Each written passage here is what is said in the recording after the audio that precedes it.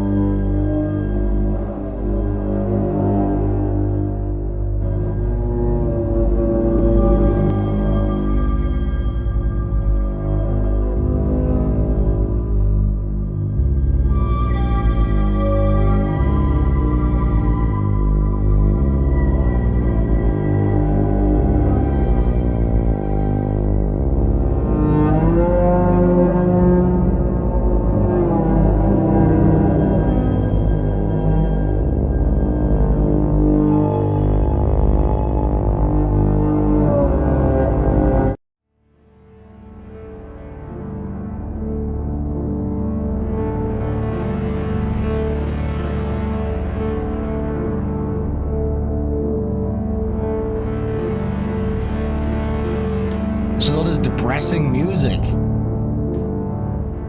It's making me heckin' depressed. How about some of this? How about some of this?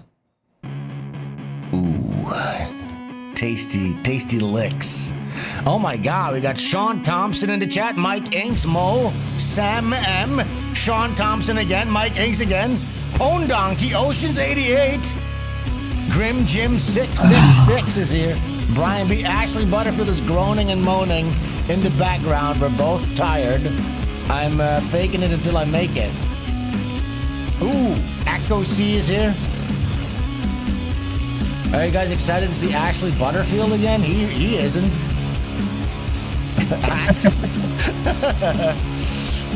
Have a beer, dude. You know, man, I'll be alright in a minute. Right. Just drink, keep drinking, you know. Lexi is here. What's up, Noid? Right. Oh my frick! All the best peeps are right here.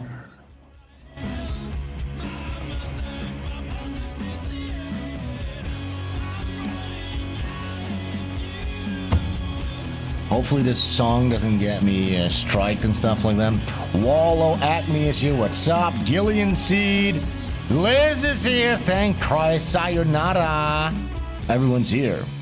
It's pretty cool. Skibbity, skibbity, skibbity, skibbity, skibbity toilet. Dum dum dum dum dum dum dum dum. Skibbity toilet. Dum dum ba dum da ba dum da ba dum. Skibbity toilet. La la toilet. I'm just jazzing myself up. I got up at 5. So tired, dude. Were you drinking right up until you fell asleep? No. Well,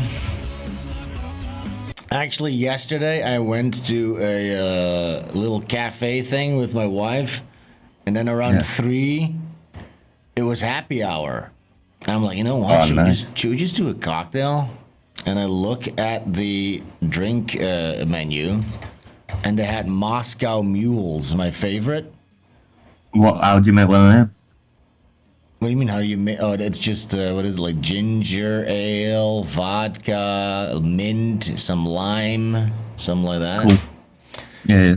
It hits pretty heavy, so I drank a couple of those, and I got mega tired from that. So then I went to bed, couldn't sleep because I had a hangover. Slept about 3 hours, and now we're here. Isn't that exciting? Yeah, that's how I feel. Hell yeah, dude. Well, let's listen to some tunes for a little bit and then we'll go live.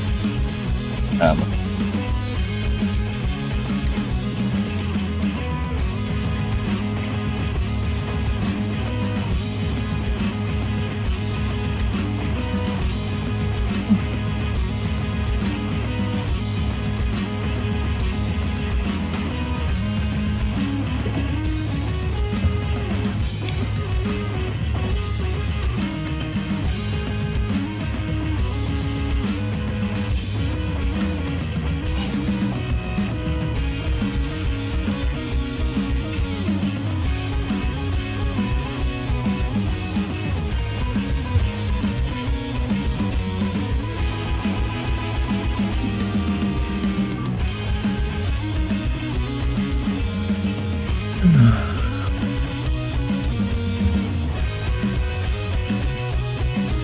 Actually, you know, everyone can hear you go, oh. Everybody can hear you go, oh, oh. Not live on Twitter, no, I haven't figured that out yet. Sorry, guys. It didn't work last time live on Twitter.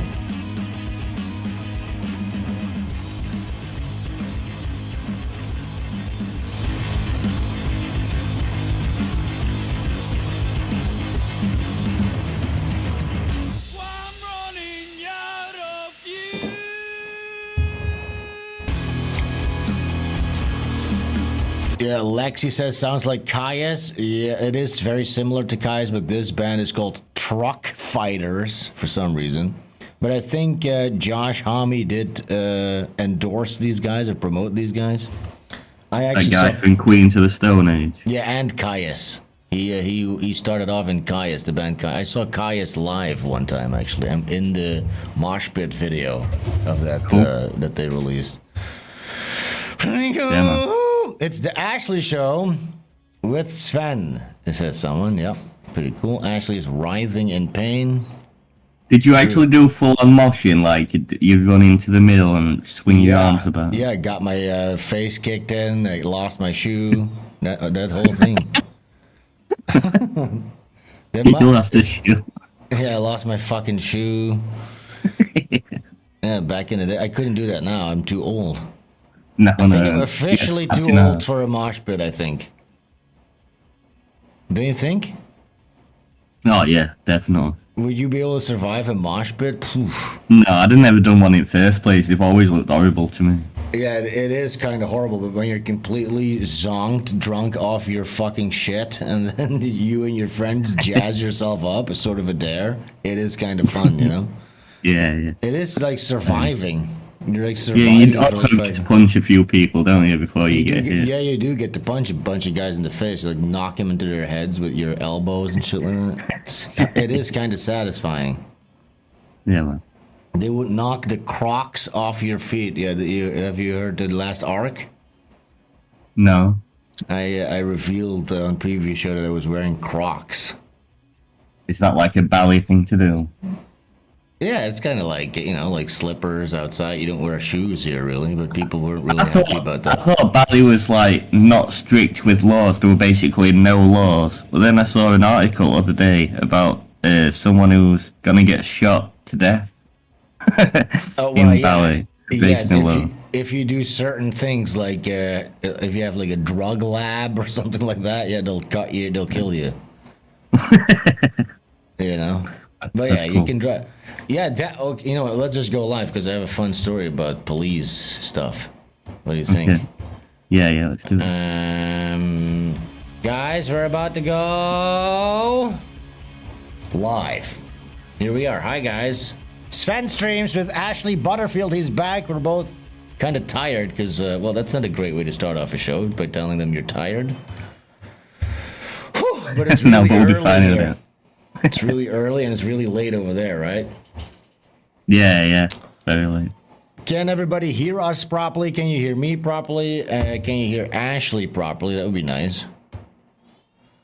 You were saying that You heard that people were getting shot in Bali or something. Yeah, I thought like Bali was anything goes, but apparently it's actually ultra strict. Well, it's not ultra strict, but yeah, when it comes to certain things, there is like the law of the land. Like I am pro the death penalty. If you're raping somebody, if you're doing drugs lab, like there was famously a couple of months ago, you had these Russian gangsters. They were running like a methamphetamine lab. Yeah, if you have a bunch of Russians that are selling fucking meth to your populace, yeah, kill them all. Yeah, man. You know what I'm saying? Kill all of them. You get to actually like go and watch one if you want, like a live shooting. You mean like an execution? Yeah. I don't know. I don't have that kind of morbid curiosity. Huh? It's you shoot them. That's how they do it. They do like firing squads. Really? I don't know about that. That seems kind of crazy. I don't know about that. Okay, guys, I fixed the audio here. Are we just sort of like on equal footing right now? We have to do this every time. Ashley's low. Well, it should be good now. Ashley? Yeah. A little talky. Test. This should be good. Now he's good, I think. Let's hope. Let me know if he's not. But yeah, so, I don't know. Did I talk about this on the show already? I don't think so. But the other day, this was last week, I was driving around on my motorcycle. My wife's on the back. I don't know what. We went to like the mall or something. And I'm not wearing it. Sorry, dude. They're all saying I'm still way too low, by the way. You're still too low? Okay, we're piping up a little bit further. Here you go. Let's see. This should be better than. Test. Now he's probably too loud again. Is this okay? People are saying don't call it a motorcycle. Okay, it's a scooter. Yes, in Europe you'd call it a scooter. Here everybody says my motorbike. That's why I say this, okay? Motorbike, motor scooter, whatever it is. You know what I'm talking about. Wait, yeah, now moped. Moped, well, it's a little bit more than a moped, I would say. It's a scooter. Okay. Take him down just a hair. Oh, man. Okay, a little bit. Just a little bit right there. That's a sweet spot, I think. Anyway, so we're driving, and all of a sudden, I'm not wearing a helmet, and there's a police traffic stop thing. And they pick me out of the fucking thing, and I have to drive over there, and I'm fucked, basically. So I have to go into the police office, and I need to show my license. Yeah, I have to show.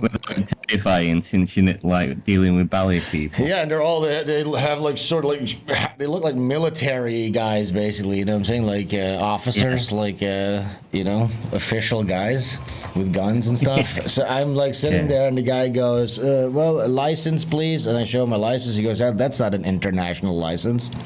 So he says, "We're gonna have to revoke your scooter until you pay like." I don't know, like the equivalent of probably like $200 or something. Fucking hell. Nightmare. I'm like, fuck me. So you're gonna take my scooter and shit? And I'm like, and this guy's like broken English. I'm like, can I go get my wife, please, so she can translate this and make this a lot more smoother? He's like, all right then. So I go get my wife because she was standing next to the motorcycle outside, the scooter. So I bring her inside, and then my wife sits down. She's like this with her arms folded. And she goes, to this guy, and the guy goes, and my wife goes, all right, do you have cash? I'm like, not on me. She goes, go to the ATM real quick. I'm like, what? She bribed the guy. It was literally, and here's the thing. I'm like, how much? She's like, it's like 200,000 Balinese bungi dungis. And I'm like, how much is that? It's like 50 or 20 bucks or something. I'm like, what? So that's all you need to do. You just need to offer you give him 20 guy. bucks. And I'm like, wait, they could have easily asked me the full 200 and I would have still felt like it was a good deal because I got to keep my motorcycle. You know what I'm saying? Like these guys are undercutting their bribes. Like I would have at least paid 10 times the amount that I paid and I would have still felt like it was a good deal. You know what I'm saying? So this guy was just like, all right, 20 bucks, you're good to go. That's awesome. And she's just used to that. That's just. She says in Jakarta, you do it all the time. And she even asked the guy, can I wire it with like, we got a super chat. $10. Thank you so much, Alexi, for the super chingus. She even asked, "Guy, can I wire it with like the payment app that they have here?" Yeah. I'm like, what the fuck? Why would you bribe somebody with like your bank account? You know what I'm saying? That seems like you probably shouldn't be doing illegal activities like that. She's like, no. Every time, like in Jakarta, there's like a traffic stop or something. They even take bribes with like digital payment services. Yeah, crazy. Just corrupt as fuck, and no one stops them. Yeah, it's fucking corrupt as shit. It's kind of fun, don't you think? A little bit of corruption here and there. Yeah, if you know how to handle it, if you know how to play the game. Yeah, isn't it fun? There was another thing though. So, like the big government-run gasoline provider, Pertamax or whatever, the one that basically where I get my gas every day. They were caught like diluting the gas and shit. Like they were just mixing it with like, I don't know, like, you know, some kind of corn syrup or some shit. It's just not good. It's just gonna fuck up my fucking engine. Yeah, of course. Cocksuckers. Look, is everything working here? Do we have guys in the? We have Rumble is up, YouTube is up, Kick should be up. Still gotta look into X because it's such a fucking hassle, you know what I'm saying? And Odyssey wasn't working last time. Well, it said we were streaming, but I can't find our stream anywhere. So let me know if you can find that anywhere. Please hit like, subscribe to the YouTube channel, the new one, until that one gets deleted. But also do the Rumble thing, please. Also, quick note, our website is down at the moment for maintenance. We have a bunch of trouble with a rogue developer that we have to get rid of, and we have to fix the. What's he done? Just corrupted everything. It's just a little bit, you know, that's too much inside baseball. But let's just say we have to redo the whole thing, probably something like that. It's just a fucking nightmare hassle to have to deal with that. You know, that's why it's so nice to just do a comic book, because I can just make my comic book. It's my responsibility, complete thing. You don't have to deal with rogues, Rogue Nation. I've been working a little bit on my comic book idea. Oh yeah, you were doing a comic book idea. Let me know how's that going? Yeah, nearly done the story now. I just need to start drawing in the next week. Really? Well, maybe, yeah. No, not maybe. You got to do it. And then are you going to upload it to like? You should upload it somewhere to like one of those webcomic sites so we can read it. We can check it out. Yeah, I'll find a way to make it a PDF. Also, I'll just have to take pictures of it. I can't draw it online, obviously. Pictures? No, you can. You have to. Come on, you have to properly scan it in and stuff. I ain't got a scanner. Yeah, I wouldn't know who has a scanner in 2025. Dude, you go to like a print shop or something in your area. That's run by a Jeet probably at this point. We don't. Not where I live anyway. There's no print shop. Oh my god! But yeah. Well, you gotta print. Come on, you gotta take pictures. I've been to a print shop in my life.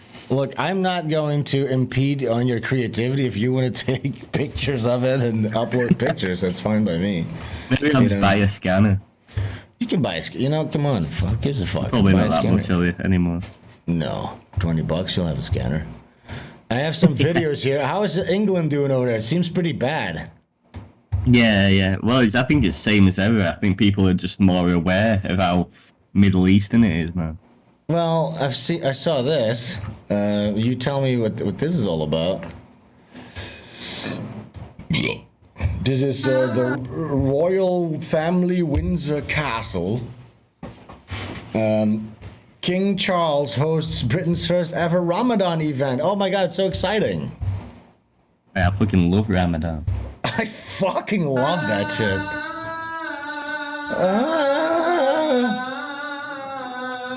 Definitely not a spooky sound at all. Wow. So relaxing.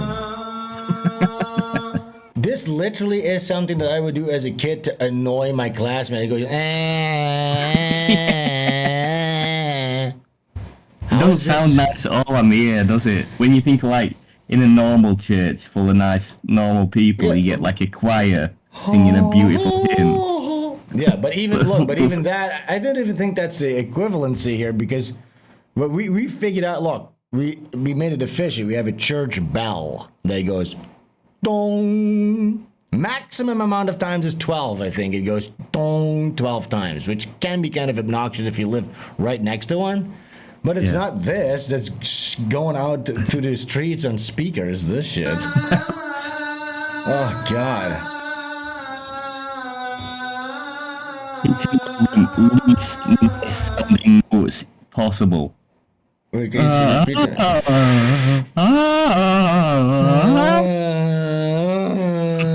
There's no tune, rhythm, or pattern behind the music. No, it's just pure randomness. But now it's in the royal castle. That's exciting stuff. Who gives a fuck? Who gives a fuck anymore? They've obviously sold this country out, and they obviously don't care. Oof. Oof. Yeah, so they're basically appeasing them. They're like, look, we're being exclusive. Please don't chop our heads off when you abuse our democratic system and instill Sharia law. The way I see it is, these elites don't care who they rule over. They just want to remain in power and remain wealthy. Yeah. They don't give a fuck if all their subjects are brown or white. So if they're going to become brown, fuck the whites. Did you see that thing that that Alex Jones talked about? Did you noted about Prince Charles? That he is the direct heir of Count Dracula? Is it? that's fucking insane. It actually turns out to be true. He is a direct heir of Count Dracula, whatever the guy's real name was. Vlad the Impaler. Could be based, actually, I don't know. It wasn't Vlad, he was like killing Arabs and stuff. I don't know, fuck no. You know, there's all a lot of heavy subject matter. I saw this in our Discord today, and I loved it. I think we all need a little bit of positivity in our lives, and I think you know what I'm talking about, maybe, Ash, because when you were feeling down a little bit earlier, I sent you this video, and I just cheered you right up. Yeah, man, this got me going straight away.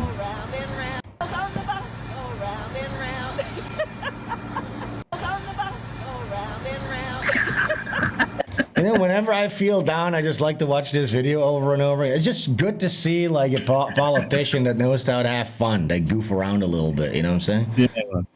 You know, they don't take themselves too serious. Like carefree spirit, when she sees a bus, she just gets so excited. Yeah, you know, it's like she still has that innocence to her. Yeah, so she's being filmed as she walks to a bus. And she didn't really know what to say, you know? So she sang the wheels on the... Oh, God! She sang, the wheels on the bus go round and round. But she didn't even sing the tune properly. And then she found it dead funny.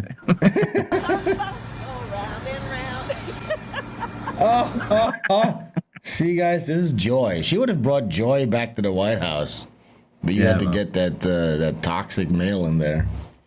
That fascist. She'd have brought peace between Zelensky and Putin by now, definitely. Can you... yeah, 100%. I can't do the loop function, but...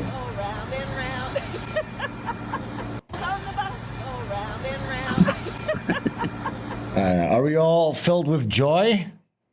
She's on drugs, people are saying. Aw, I wish she won, yeah. Isn't that good? Retarded simplicity. Whew, what an annoying bitch she is, huh? Thank God we won't be seeing her again. Oh, real quick. Yeah, it would have got much. It would have got much worse, is what you're saying?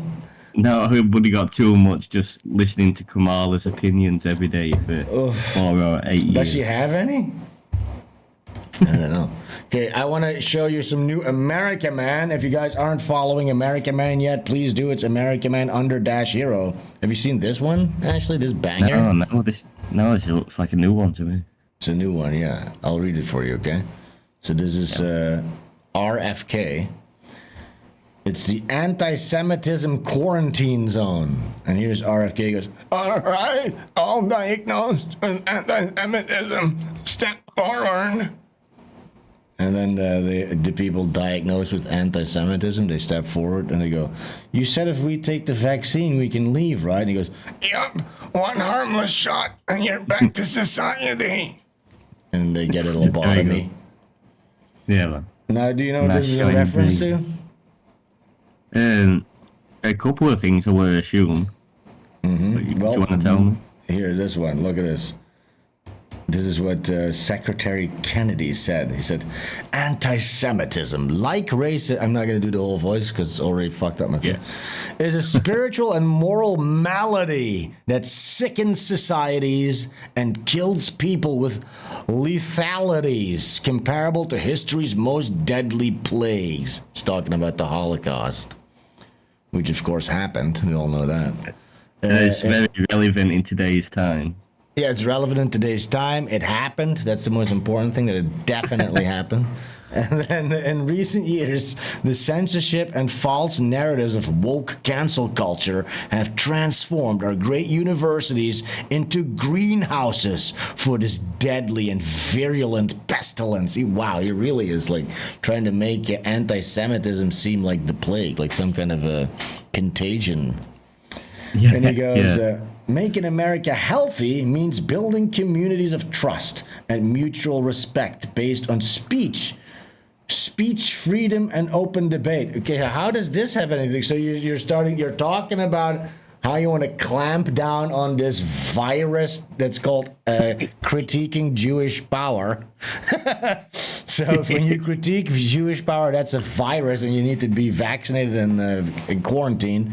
But then at the end, he kind of tags on, freedom of speech is also very important. Like, what the fuck are you talking about? You're talking about censoring people. Yeah, that's how they mindfuck you. They do one thing and tell you they're doing the other thing. Yeah, we need to silence and censor you in the name of free speech. It's like this dystopian doublespeak. What the fuck are you talking about? It leaves you so confused and disorientated that you don't even know how to respond to it. Yeah, exactly. It's like a woman talking to you, like you just like this guy's There's like so many contradictions and hypocrisies that you can't keep up. Yeah, you can't keep up. So you don't really know how to tackle this thing because, like, what? It's like 17 things. And for me to respond to this, it's gonna take me. I need to unpack this first. I don't know what's happening. It's like a crazy web of confusion that you spun here. Yeah, so he's saying anti-Semitism, and then, of course, the greenhouses he talks. It's really crazy, this whole analogy, making it seem like it's a virus, right? And the irony is, it's the Jewish people who push this wokeness more than anybody, as far as I can tell. They invented the whole thing. They invented it until it started to bite themselves in the ass in the universities, because the universities, they got trapped in the firmware update of viewing Palestinians as the brown minorities and the Jews as the fascist state. Sure, there's some accuracy there. And then the Jews like, wait, what? No, you can't use this against us. So then surely you see us different to these white people. We've made it so clear how different we are. Surely you all agree. Yeah, and so then they sort of switched. They moved over to the right, to conservatism, and now what they're doing, this new thing. This is so gay. I don't know if this is working even, but they've successfully branded woke as like bad, right? So everybody's now on board. That's bad. So they're getting rid of like DEI, diversity and inclusion. But what they're replacing it with is a colorblind meritocracy, right? Which still means anti-white, basically. And then when you have like actual right-wing people that go, look, this is anti-white, they go, look, it's the woke right. That's what they're trying to make it into now. So they've successfully branded the word woke as something bad. You don't want to be woke. And so then people like race realists or people that want to point out like actual like crime statistics and stuff, still like actual right-wing people, racists basically, we're calling them the woke right. I don't know if that's actually catching on, but that's the whole spiel that Elon Musk and Vivek Ramaswamy and those types of guys are on, you know? Yeah, it sounds like a Vivek kind of thing to say. Yeah, that guy fucking sucks. Do you see the the Sam Hyde thing? Yeah, the Sam Hyde thing. Let's pull it up. I didn't think I. What is that called again? ALEX BOT. Did anybody see this? Shit, this is. What do you think of it? Did you watch the whole thing? I thought it was really good. I enjoyed it. I mean, did you watch it all? Oh yeah, I did. What's it called? $1 million extreme. Okay, so this. Look, I actually think.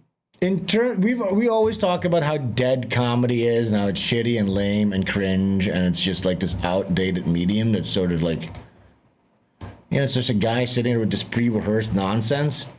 Yeah.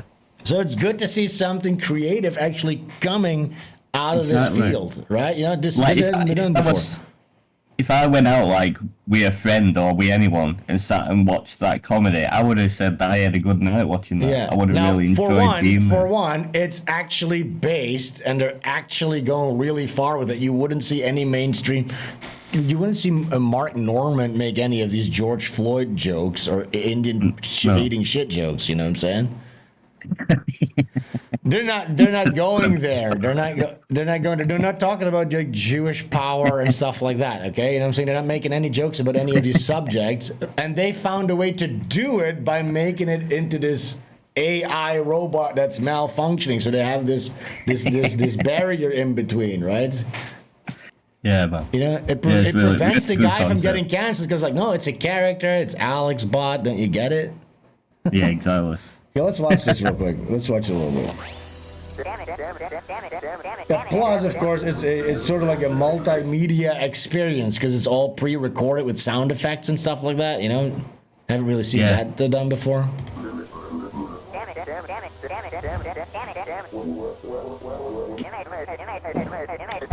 Yeah, Norman and his fans are insufferable. Yeah, also, the Shane Gillis. Oh shit! We should watch the Shane Gillis SNL thing after this. Oh yeah, of course. Oh, that was bad, huh? I've literally never seen a bomb in this time in my life. Anyone been to space lately? I'm not a big fan of space, you know. Hey, thanks everybody. Are you guys ready for your first act? Let's watch this. I'll find Shane Gillis. Now, it was so bad. We couldn't hire an actual human opener for this, but we got a robot off of Temu. So please, everybody, put your hands together for Alex Bot. So stupid. That song.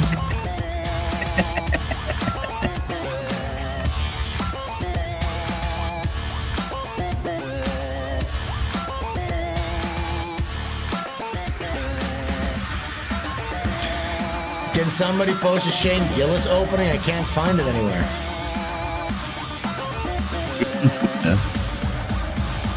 Yeah, but they only show the old one that also bombed. Oh, yeah. What the fuck? Thank you. Wow, what an amazing audience. Let's hear it again for Chris Lynch. What an incredible human male. It's so nice to be here in Hartford, Connecticut. Good evening, MDE fans. My name is Alex Bot, but you can call me Alex. It's Japanese. AI Laughter Experience. AI Laughter Experience. I am a fully automated AI comedian specifically programmed to make you chuckle. My batteries are fully charged, and I've had my neural networks trained with over 83,000 hours of Kill Tony. So I'm ready to bring the laugh.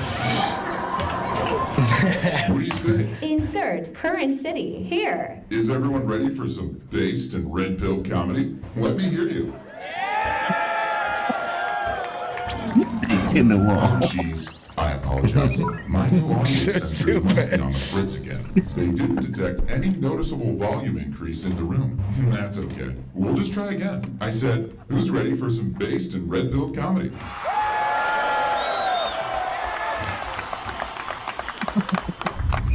Okay, that's better. I tell you, my new audio sensors must have been programmed by some smelly Indian IT guy. I mean, seriously, can those people do anything right? It's like, hey Patel, poop is supposed to go in the toilet, not on your sandwich. Am I right, guys? Come on, dude. Very, very good and very, very cheap. Just jokes, folks, just jokes. But not totally right. I mean, honestly, what is it with those people and their obsession with poop? They treat it like an extra condiment. Indian dinner tables be like, Hey, Jeet, pass me the shaker. I am wanting to season my plate of tikka diarrhea. Also, they're not even eating off a dinner table. It's a This is basically AmericaMan tier humor. It's 90% Indians eating shit. Standing there on the other side of the checkout counter watching them. Like, come on, Rajiv, can't you ring up my items first before you polish off that bowl of curried caca? I'd like to Shit exit sound your settlement effects. sometime this week. Oh. Performance status update. By the way, you would just know if you would ask like Big J Okerson and these types of guys their opinion about this, they would just be kind of like, it'd be very subtle, like, oh yeah, it's because it's funny, but it's like they're sort of like jealous and pissed that they didn't think of this. Yeah, because it's not real stand-up. It's all recorded. It's all recorded, so it's going to look work. That's when you know a real comedian's there. Yes, that's the type of shit that they would say, even though this is the funniest thing that has been done in the past 10 years of stand-up. Yeah, I would happily pay to go and watch Alex Bot do a Yeah. stand-up show. Yeah, I want to hear Alex Bot mock fucking. He does impressions. Do you see that? He does an impression of Indian George Floyd. He also does an impression of George Floyd if he was an upstanding citizen and he survives the whole. Like, come on, it's A rules. facial recognition software has scanned your response and determined a 95% chance receptiveness to edgier comedic material. What do you say, guys? Does that sound accurate? Yeah, we can go even edgier. Okay, it's sounding pretty based in here. I have an entire server filled with some seriously red pill jokes about the following 3 racial groups: Brazilians. blacks and Happy dudes.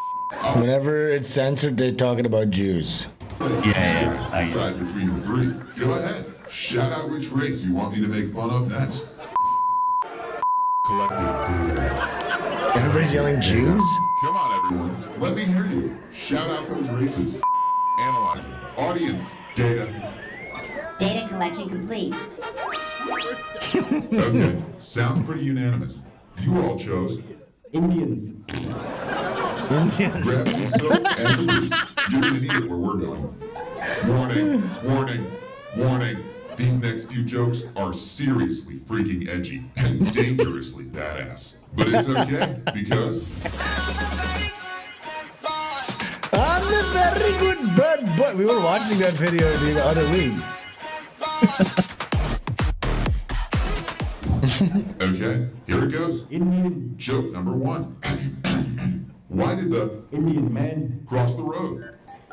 Because there was an uneaten pile of human covered in flies on the other side, and he had worked up quite the appetite from white women.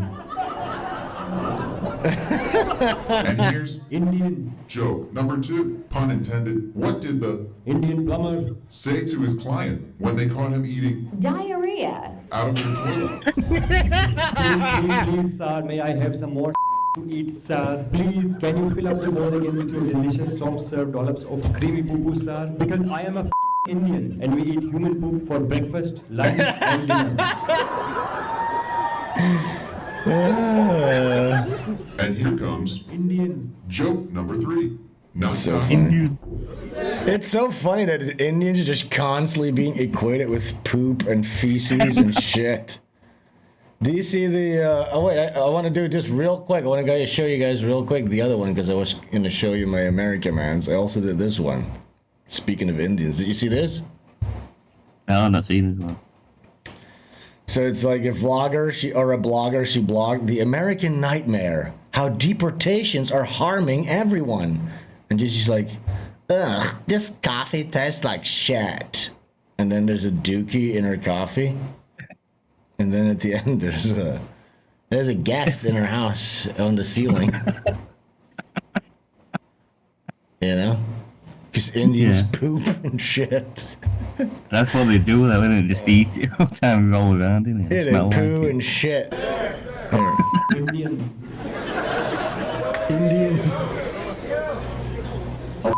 Indian. Who celebrates the math Olympiad over the prom queen, the valedictorian over the jump. That's Vivek. Hi, my name is Vivek Ramaswamy, and I'm a dweeb who needs his head dunked in a toilet. I worship literal demons. Look, that's also really good. It's like a comedy impression, but it's literally the guy's AI voice saying the most incriminating shit about himself.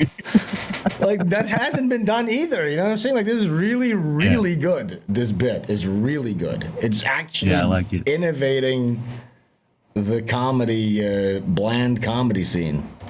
and I bet you this, they're not gonna like it. Like those guys are not going to like it.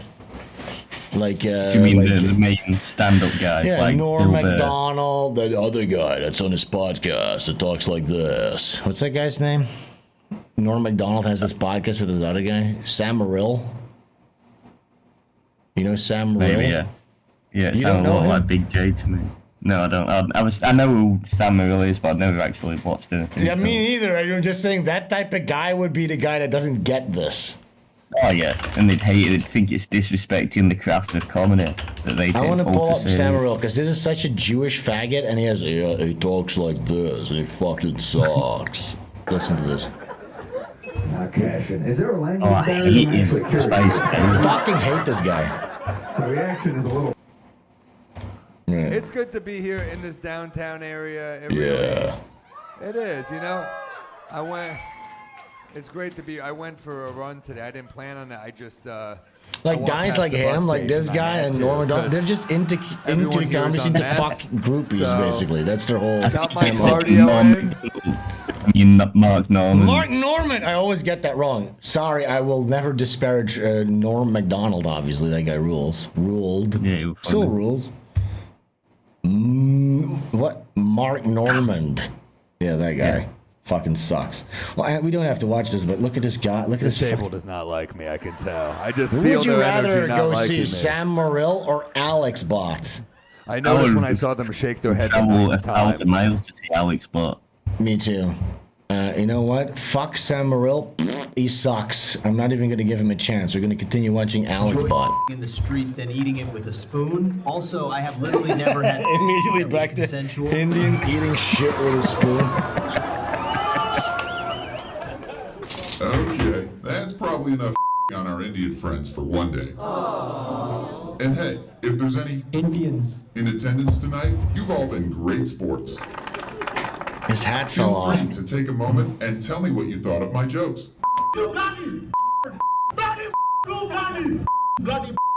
Thank you. Bloody. Happy to hear it. I'll let you guys get back to wiping your ass with your hand. In the meantime, let's move on to those rambunctious flags. Accessing hood. Rambunctious flags. Joke directory. Black joke loaded. Okay, here goes. What did Black the joke loaded. say to his Indian girlfriend. after he introduced her to his parents? Listen, Harpeter. When I said you could fix you a plate at the cookout, I didn't think you would on said plate and then eat it in front of my moms and pops. That was mad weird, yo, and really put a damper on the whole afternoon. Also, you was thinking up my health earlier. So you think he's gonna joke about blacks, but they're still joking about I ain't gonna Indians lie, eating Johnny, shit. You gotta bounce. Classic. What did she expect? Don't be pulling up to the cookout with unseasoned stool. Let's keep it moving and poke some fun at those greedy. Brazilians. This is funny. I've got some hilarious material going DEFCON 3 on Brazilians. Malfunctioning.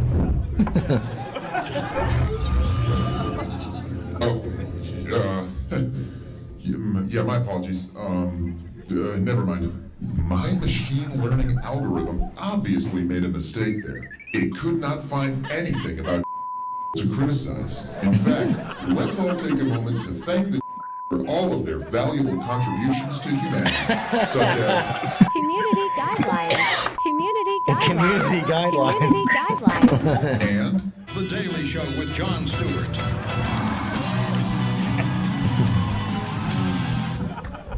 hey, I've got an idea. Let's try out some of my celebrity impressions on my servers. Go ahead, shout out your favorite A-lister you'd like me to imitate. Analyzing. Come on, don't be shy. Which celeb do you want to see get roasted? Okay, I heard a few requests for George Floyd. no problem. Loading. George Floyd. Impression. Okay, here's my impression of George Floyd. a pregnant woman with a give me your wife. You think I give a to do pregnant? I'm that little. You can me if you want. It's George Floyd beating a pregnant woman. Celebrity impression. Impression complete. Impression complete.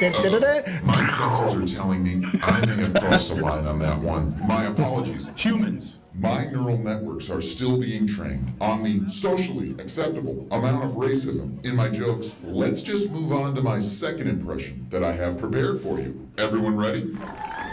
Everyone, here's my impression of George Floyd. if he had been Indian. okay. What is Indian? Please, sir. I cannot breathe, sir. I can't breathe. I cannot breathe air in my lungs, sir. So Ouch, childish. my neck. Ouch, you hurting my neck. I am currently eating poop while burning in hell. Because I am Indian. George Floyd. Just jokes, guys. I'm only kidding around. My Just jokes, guys. MDE internal processing unit has been programmed to love and respect. George Floyd. So let's end on a more positive note. Here's my impression of George Floyd. obeying the law. Good morning, shopkeep. I'd like to purchase some cigarettes from your fine establishment. Why, yes, I do have legal United States currency. There you go. Keep the change. Do you have legal No, you United have a States great currency? day. See you tomorrow. Oh, hi, officer. Here, let me hold that door for you. Have a good one. And hey, stay safe, sir. A lot of bozos out there. Boy, life sure is a whole lot easier when you're not a career criminal junkie piece of Oh, 8:30 already? Oh, geez, I better get going. Wouldn't want to be late to my full-time job. I've got lungs filled with air and a zest for life. You can breathe. Yep, I'm thinking it's going to be another great day in the life of me, George Floyd.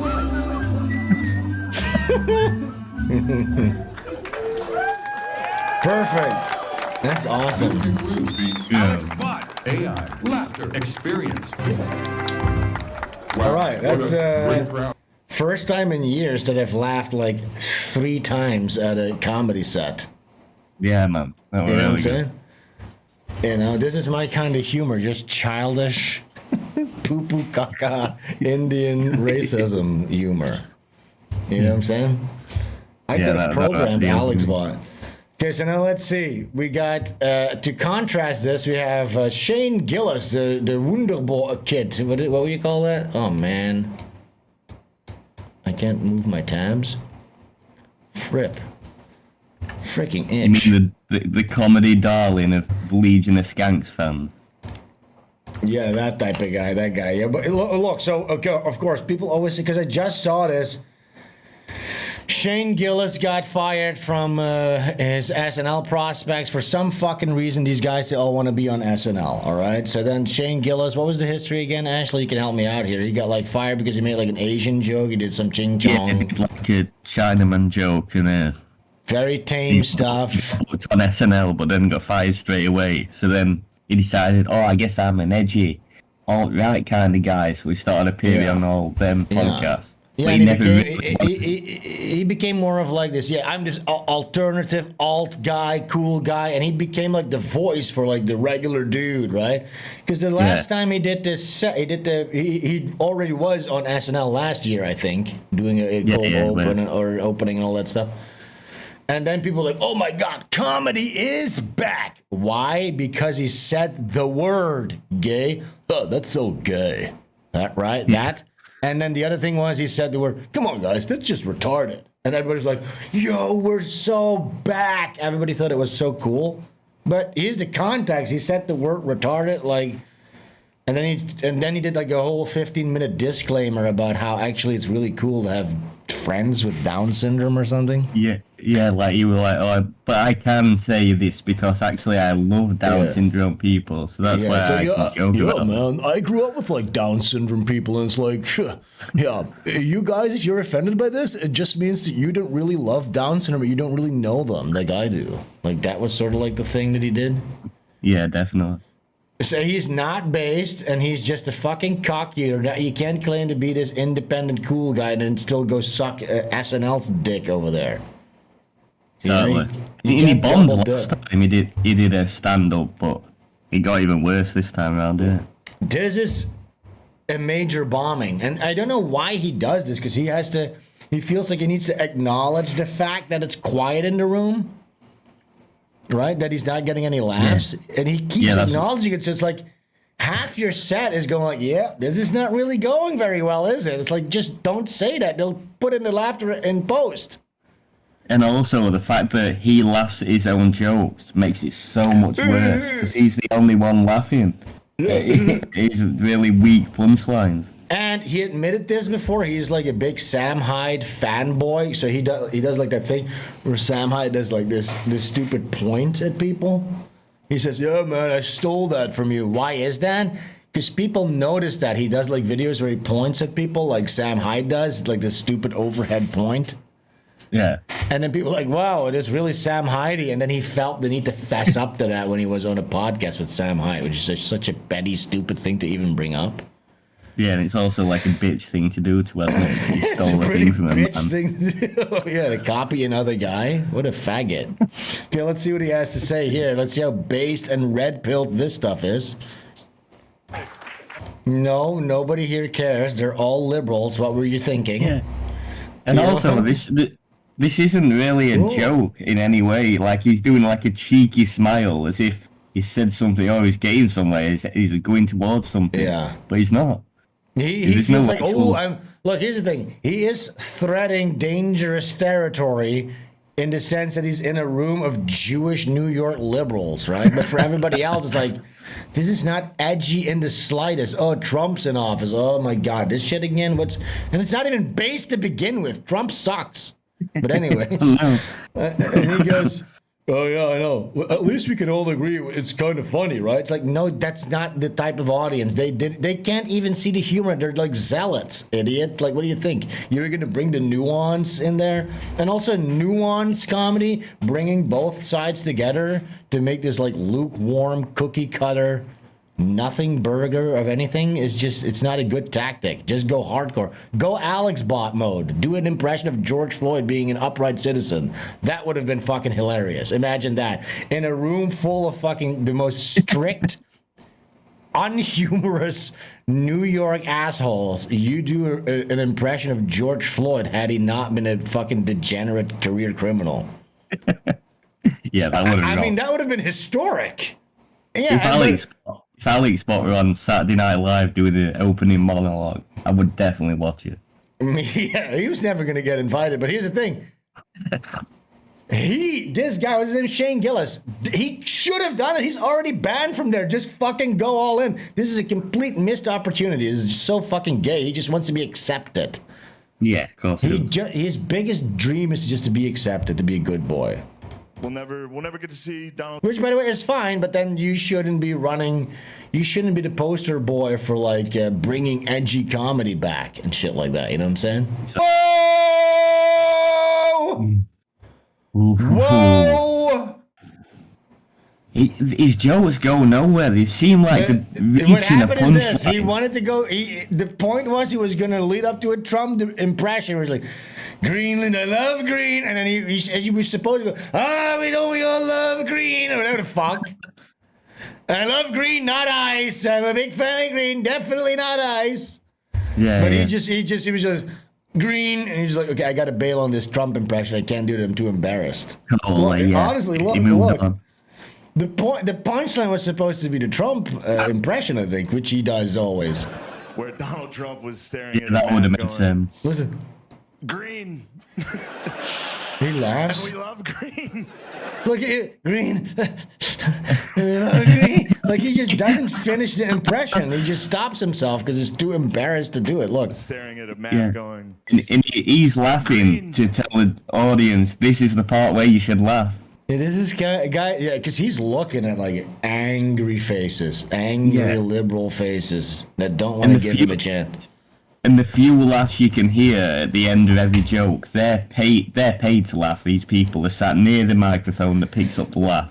and they force, you know, Well, like, I'm mostly hearing him laugh, to be honest. Yeah, The biggest definitely. laugh that I hear is his. Let's see him bail on this Trump impression punchline. You see, guys. Look, I understand you guys are being liberal here, implying that they weren't laughing at that because they're just so liberal and biased. But it just wasn't really that funny, you know. I think maybe the fact that it wasn't that funny is why they weren't laughing at it, not because it was so offensive to them. Because look, let's see that punchline again. It just goes. Okay, I get it. You guys are liberal. Look, I get it. You guys are pretty liberal. You remember that? You'd be like, La la la. You remember when Biden always went la la la? Remember that? That's classic Biden, where he always goes la la la. Remember that, Ash? Uh-oh. Ashley? Where did Ashley go? He's just gone. Oh, Lossless is here. What did he say? As well as garbage to begin. Yeah, we know. Yes, it is garbage. I'll read the chat until Ashley gets back. Is he still online, or did we lose him? Oh, everything's still good. This is gonna be one of those where he went to the bathroom, I think. Yeah, sorry about that. Oh, did you go take a little whiz? No, a dog bothered me when I saw it. I thought you wouldn't have noticed. But. Well, look, do you remember Biden always going la la la? Do you remember that when Biden always did that? Oh yeah, constantly. That's what we're known for. That's what he's known for. Listen. being dead. You remember that? You'd be like, Remember? no, serious. Look, and now he goes. Look, I get it. You guys are all very liberal. I get it. That's why you weren't laughing at this. Because this was the second joke. Biden was also funny. Hey, Trump was funny. Hey, but Biden, look, we're trying to keep it in the middle here. You know, I'm not biased any side, you know. Yeah. And both of his jokes aren't jokes. They're just weak impressions. It's weak observations that should have gotten into an impression. But, yeah, he kind of bailed on the impression. What's happening in the chat? I'm compiling it for you. No one else attacks Mike David, and he can be allowed to think he's invincible. All right. We're having a discussion. I think Lossless came in here, and I think they're having some kind of a discussion about something. Can't really follow it. Anyways, we're going to continue with our in-depth analysis of Shane Gillis's bomb SNL monologue. So now he's going to blame the audience for not laughing hard enough because they're politically biased. Look, I get it. You guys are pretty liberal here. I understand being liberal, dude. It feels good. 1 second. Lawson says the guy who reported you is Zaire. Oh, of course. I remember Zaire. He's the guy who got our channel removed. I don't know if I want to give him that credit. Show me some receipts. Who gives a fuck anyway? What can you do about it? Yeah, who gives a fuck? I honestly couldn't care less. Go log, you can have it, Zaire. Have fun. Who gives a shit? It's powerful. It's too powerful, dude. It's like the Sith. Yeah, he's like he's too scared to do it. Yes. He knows there's a tag for his joke, but he bottles it and backs out and goes on to the next joke. Don't you think so? It's just like he does the setup, and then the punchline is supposed to be this big bombastic thing.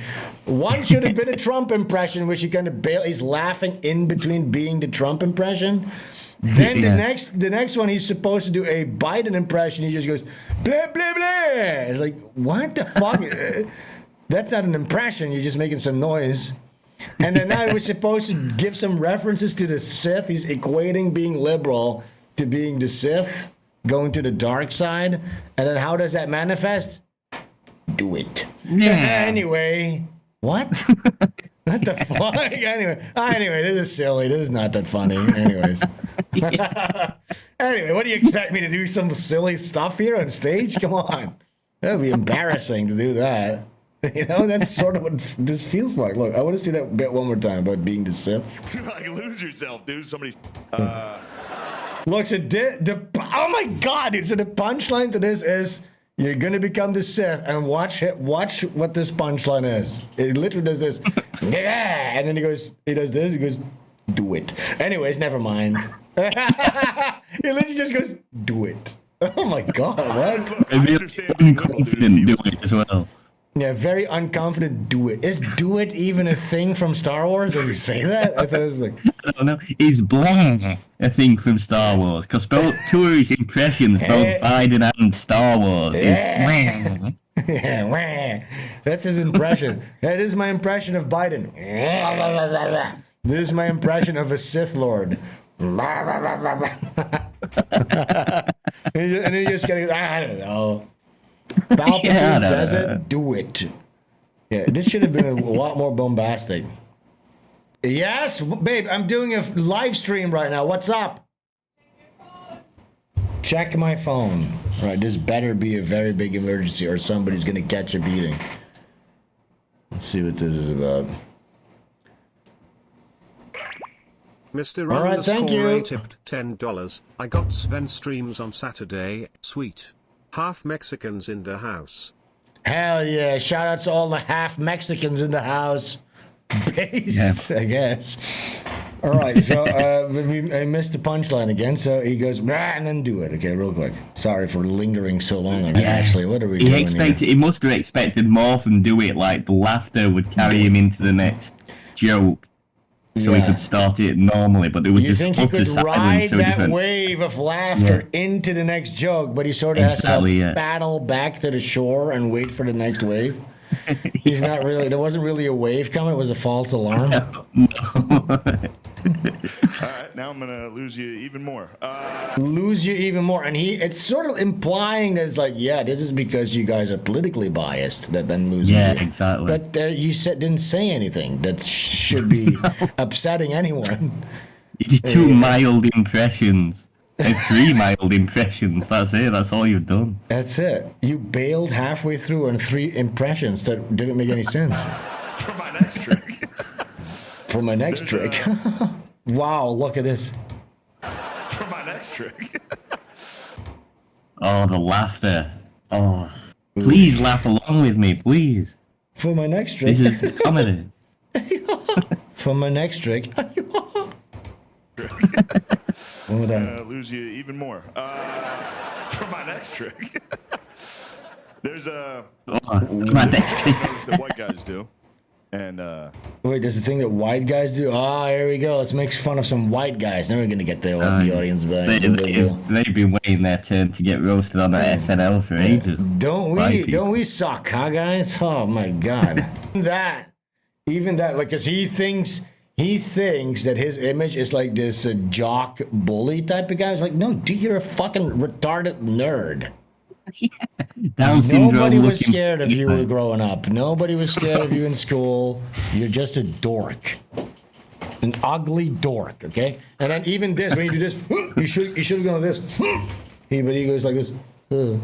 Just timidly makes a fist. Yeah, an unthreatening fist. Look at this. You can't ask a woman you're dating how many black guys she fucked. I think that what's racist about that even? And also, the first time I watched it, I wasn't even sure that was what the he's like, see, everybody knows. Yeah, I only know because I watched this. I'm like, why? Yeah. That's the thing that everybody He never actually makes it 100% clear until it's way too late into the joke. Yeah, because people are sort of like still wondering, like, wait, what is this exactly what he's talking about? Yeah, okay, I spoiled it. He's talking about asking a woman how many black guys she fucked, or if she fucked a black guy or something like that. Yeah, that was unclear. He assumed, because he goes, look, everybody already knows. It's like, do we though? But I guess, maybe. You should probably make it clear since you're on TV. I sort of, it was, you can connect the dots. You're on a first date and you're a white guy and you're asking something racist. So it has to be something about that.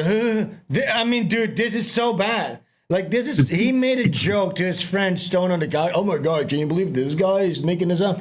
That should have remained on that couch setting. Yeah. When you were both into watching the documentary, that was a fun joke you made during watching the documentary. But he went, you know what? I need to take out my notepad and write. This is going to be like my the disgusting comedian's notepad where they stop every time they have a comedic thought. They have to stop everything. Oh, I need to write this down and just ruin the flow of anything. So he's watching a documentary about the Civil War or some shit, and he notices that the voiceover is making up a line, and he thinks, you know what, this could be hilarious for my fucking stand-up set. Yeah, this historian of this obscure documentary is making up things. Wow, what a woo. And then he goes, anyways. And he goes, lo. Okay, dude, I want to see that one again because that was so bad. I shouldn't have paused that, honestly. Another joke that ends just in a noise, not in a punchline. Like, Trump ended in... Dude, this is such a bomb, dude. Star Wars is, and now the Civil War. And it's punchline is... or something. Yeah. That was a callback. Because he was asking her if she had sex with him. Yeah. Wow. Well, he laughed, so I knew it was a punchline. So that was good. Wow, dude. That took everything. Honestly, that's a terrible bombing. That. This why would you go on TV and do that? This is. I feel like is everybody like getting gaslit into thinking this is good? Like, what's good about this? Alex Bot is good. You go, oh, you know, comedy is subjective. No. It's not. It's objective. Alex Bot is objectively 1,000 times funnier and better than Shane Gillis. Shane Gillis is not funny. These weren't even really jokes. And here's the thing too. So his big punchline joke was going to be about this observational humor about this documentary that he watches. That he was watching with a friend stoned on the couch, and he realized that this guy's making things up. Wow, what a great one. And because he knew he was gonna make fun of like a guy that's like for the South, he knew he was gonna be called a cuck, so he wanted to make the first couple of quote unquote jokes like in the middle. You know what? I'm gonna make a Trump joke, and then I'll make like a Biden joke, and then I'll get into like the Southern General type of stuff, and make fun of the Southern General and like white people being racist. So I'll just keep it in the middle. You know what I'm saying? It's like it didn't work out. This tactic did not work out. The jokes didn't work out. The callback didn't work out because the joke in and of itself bombed. Look, if you do a joke that bombs, your big punchline can be a callback to that bomb because you're going to bomb twice. You know what I'm saying? That's not how that works. If you do a callback, it has to be, it's a cheat code. The callback is a cheat code, basically. It's like, oh, look. One of my jokes did really well. I'll just do a callback to it, and people go, "Oh, I remember that one." You know what I'm saying? And that's another thing I hate about stand-up comedy is how phony it is. Like he went, "Oh, the only way I can think to get out of this is this Shelby guy." But no, you'd written that down. The fact that the only you're way lying. Yes, you're doing pageantry. You're doing a little stage play, and you're pretending that you're not. But we all know that you're doing it.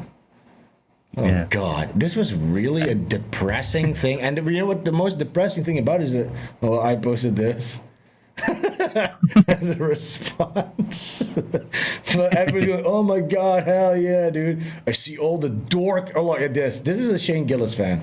I see all the dorks in the comments are mad. Yeah, the dorks are mad, dude. Yeah, because you guys are like the bullies. Like Shane Gillis is like the jock bully. Oh yeah, you're a Shane fan. You're part of the cool guy. Yeah. That killed, especially the last callback. I said, no, it didn't. RT tipped $5. Let's see this. 3.4% beers and watching football with the boys. Hell yeah. Pegging-based banter. Black guys, am I right? So cool. Big cocks. It's bro time. Yeah, that's Shane Gillis and his boys. You know, cracking open a bot lied. What is it? 3.4%? What did you say? I don't think that's correct. What is a beer nowadays? 4.7 is this one. Yeah, and then just looking at some black guys with big cocks swanging around, nig ball, enjoying the nig ball game, getting mad at it. You know what I'm saying? Oh, who's gonna win the season of nig ball? Let's have a brewski, boys. I just want to grill. Am I right, lols? Fucking cunts. Yeah, give me Alex Bot any day. I'm gonna take a big fat hot piss, Ash. What do you think? Yeah, I'll go for one as well. Sounds good. Yeah. All right, guys, we'll be right back. Enjoy these tunes. It's one of our greatest rap songs ever made. It's more of a scat, I think. Where is it? Oh, it's here. We'll be right back after this piss and a doob break. Don't go anywhere. It's only 5 minutes, and we'll get back into the festivities. Where is it? Oh, here.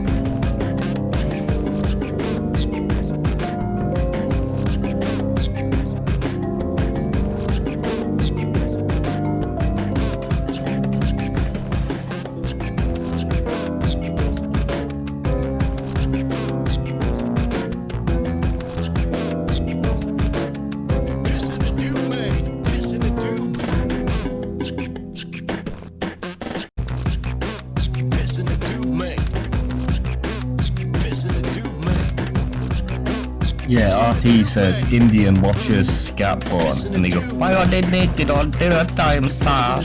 That's the thing with Indians and Muslims and stuff. They constantly like fetishize white people, constantly on porn sites watching white girls, and then because they're really low IQ, they think that all white girls are like OnlyFans girls because they're sat watching them 24/7, like creepy little disgusting brown rats that they are.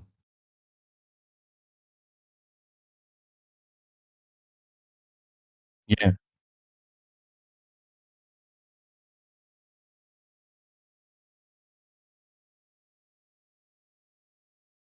Yeah, man. Are we muted? TK says we're muted.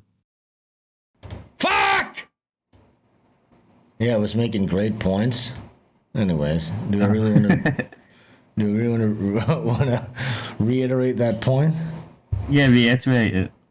Yeah, I'm saying, look, what are they supposed to think? They're coming into the West, our Western values. And by the way, look, the women that are watching on the porn sites are being fucked by Jews, and then the values that they display outwardly they come from a similar direction, let's say. So yeah, if they're acting like whores, yeah, they're gonna be treated by them like that by these types of people.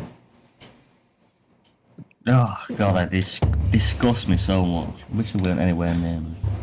Yeah, well, what are we gonna do about it?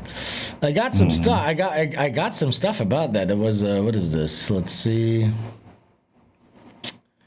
Yeah, here there was a Chinese streamer or a Korean streamer getting raped by an Indian person on stream. Look at this. This video is longer. I saw a longer version of it because he kept creeping on her, and this is like the moment in the video where the Indian guy actually just can't contain his lust. You know what I'm saying? Yeah, that's what's wrong with me. It's fucking he has to act upon his immediate impulse. Like Indians drink or do any drugs or else. I sometimes wonder if the reason these like Middle Easterners get so obsessed with sex, where everything's sex. Like if you upset them, they go, "I fucking rape your sister, your mother, your fucking rape your fucking girls, your daughters," and that's what because they constantly think about sex all the time. I was like, we got a super Would you rather live in a cultural black America or a cultural Muslim Europe? Both suck, but what is worse? I mean, it's gonna be. What does that mean? Is like when either a cultural black. Does that mean majority? I mean, black majority. Would you rather live in a black majority or Muslim majority country? Is that what he's saying? Yeah, I think so. Because then you gotta go Muslim. I would have gone black. Really? Because blacks don't really know how to lead. They haven't really got it in them. Whereas Muslims know how to. But majority though, like majority, you get like South Africa stuff. That was kind of based from Trump to offer like amnesty for all the white people in South Africa, because you're gonna just get you're basically like. Stuck in a termite infested house, but the termites don't just eat the wood, they eat you too. You know what I'm saying? Like you're probably a little bit better off with in the Muslim and majority Europe. But wait, we were saying something. Yeah. So what I think is when it comes to like these, they're so rapey, it's just low impulse control. You know what I'm saying? They need to act upon they do not have the mental faculties of like inhibiting that animal brain. So they get they see a woman, and by the way, look, the women look better than in their homes because they're used to like trolls walking around with like hair everywhere, like Hobbit people. So then they all of a sudden they see like a beautiful angel, and they go, "Oh my fucking Christ! I just need to take my opportunity. I don't care." They don't have conscientiousnness to understand the consequences of their actions. They're just extremely horny, and that horniness just takes over. Basically, that's what I think it is. Let's see this person harass an innocent Asian lady. Listen. I'm not alone. I'm not alone. I'm not alone. Alone. Come with me. Oh my god, that's horrible. Come with me. This woman also is kind of annoying. Just fucking scream your lungs out. What are you doing? Oh no, please don't do this. You fucking scream. What are you doing? Yeah. Why is she anywhere alone with an Indian man? Why is her mistake too is she walks into the subway station. I'm not victim blaming here, by the way. This fucking disgusting Indian is at fault, obviously, but just for the women out there, don't when a guy's harassing you like this, don't walk into a fucking subway station. No. Go into a store or something. If your country has Middle Easterners or Indians in it, you can't leave you women alone anymore. No, that's over. Life. That's done. But I think this was a Korean stream. Oh wait, here it says here. This woman in the video is not Chinese. She's a Korean Twitch streamer, and she was in Hong Kong. So they're in Hong Kong too now. These fucking animals. Yep. These savages. Listen. Look how ugly he is. Oh my god, I hate him. Let me start killing him. He's grabbing her tits. Yeah. He's kissing her. What is it? Give me a kiss. There he goes, and then he quickly runs off. That guy needs to be fucking beaten. Oh god, they fucking disgust me so much. Oh, thank you so much. MRT. Jesus fucking Christ. Yeah, what are the Hong Kong guys doing? Where's the Hong Kong police? Hang this fucking guy publicly. Fucking disgusting. Yeah, so that was that topic. I don't know if I have more rape things. Wait. I did see a white woman getting groped by an Indian. Yesterday, but I don't want to know where to find it. Frick. All right, I wanted to show you this. Last week we watched something, and we might have to revisit that because I'm seeing a lot of videos like this, and I want to hear your opinion on this actually, because this is so fucking hacking valid and cool. So first I saw this, and that reminded me of the video that I want to show you after this. Okay, so here's a guy. A Twitch streamer, he comboed through the fire and flames at 200% speed in Guitar Hero. It's never been done. And he spent 9 months trying to get this, trying to do this. 9 months of his life. Okay, look at this. Wow.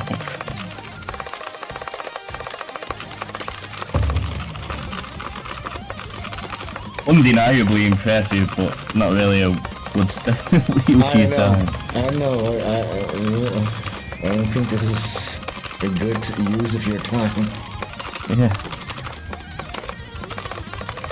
And Gasher, yeah, you're right, it was from the Paul Joseph Watson video. Oh, that's the Indian groping. Yeah. Should we watch that or no? Yeah, why not? It's very similar to that last one we just watched. Well, I don't care about this guy. I want to show you this. This is one of my favorite videos ever. I'll have to preface this. When I showed my wife this, I said this on last stream, but really quickly, I showed my wife this video actually. She put her hands in front of her eyes and she was like, no. It was like, you know, she'd had less adverse reactions to me showing her like traffic accidents and gore than to this video. It's ultra cringe. Well, you tell me what you think. So this is a guy, he's beating some kind of a Dark Souls record or something. Look at this. It's one of my favorite videos of the past few weeks. Sven loves the streamer, yeah I do. Well, let me zoom in a little bit. Look, oh look at him. Ash. Is he crying? Is he crying? Oh, dude, just wait. Okay. Then his girlfriend comes in. It's like, oh, I'm fine. Wait for. Look at him. Look at him. He's bawling. He's sobbing, blubbering. Ash. That's crazy. Ash. I mean, what he's done is impressive if you read what he says, but I don't know why he's so upset. Almost 2 years. I don't think it's impressive though. Actually, you're participating in escapism. That's like me going. That's like me. I'm marathoning Breaking Bad, all the seasons, and then also the Chinese version, the Korean dub, and I'm gonna watch them all in a row. And then after that, I'm just gonna fucking cry and feel like it was some kind of achievement. No, it's a waste of time. There's no reason to celebrate. He should be crying. It is a monumental waste of time. Yeah, maybe he's crying because he realized how much time he wasted on this. Maybe that's why he's crying so loudly. Just look at this fucking blubbering faggot. Look at him cry. He beat a Dark Souls boss or whatever. No hit run, I guess. Okay, cool. Yeah, he beat all the games without getting hit. Yeah, big whoop. Gives a fuck. What would be the equivalent? You know what I'm saying? Like it is escapism, but I guess there's some skill involved, so that's what makes people confused about it. It just goes into oblivion. You don't even get an achievement for this. You know what I'm saying? Exactly. Yeah. It's not like bling, you have the platinum. The day after everyone forgot you even did this. Yeah, like if this video gets deleted, it never happened. You know what I'm saying? What I'm trying to say is that like you didn't beat the high score on Pac-Man or whatever. You know what I'm saying? Like there's no world record. it's just this. It's to me, it just feels like it's nothing but extreme time waste, and then just to act like it's some kind of a major accomplishment that you had to cry over. Yeah, you're right. He's a father of 3, really, and he's doing this. Oh God.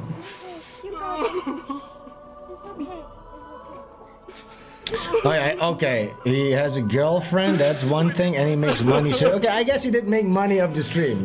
All right, that's some value in there. I mean, look at how fast his chat's going on. Okay, you know what? I guess that is, I guess. You know what? That's not too bad. I forgot that he makes money streaming. I forgot that it didn't happen in a bubble. And it's kind of okay, I guess. But you still can't cry about it. You know what I'm saying? You still can't be sitting there blubbering like a bitch. No. That's inexcusable. Still, it's one of my favorite videos ever. The only thing I can understand is just imagine how stressful that'd be on the final fight of a then thing. you fuck up. That probably happened a ton of times. He probably fucked up a ton of times. Yeah.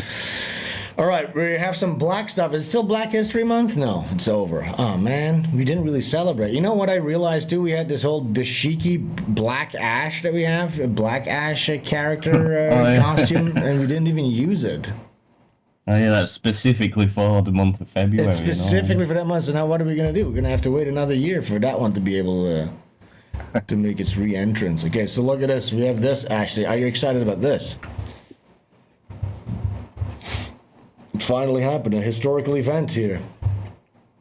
Oh no, the most terrifying possible reality. I would cancel my flight legitimately. I would not. This is the worst thing you could hear over the intercom system when you're sitting without a doubt. When you're sitting there waiting to board. We have not set off, y'all. Listen to this. History Month. Touring today has an all-black flight crew and an all-black cabin crew. Look at his face. This guy's like, wow, fuck. Give yourself a big cheer. Do you see that guy? He goes, all blacks. All blacks. Like Pirates of the Caribbean guy walks in out of nowhere. All blacks. Yeah, only in the UK you would do this.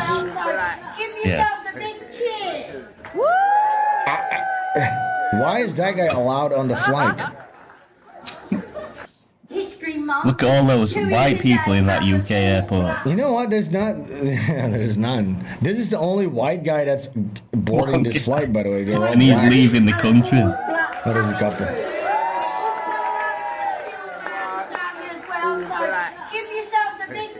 Oh, black.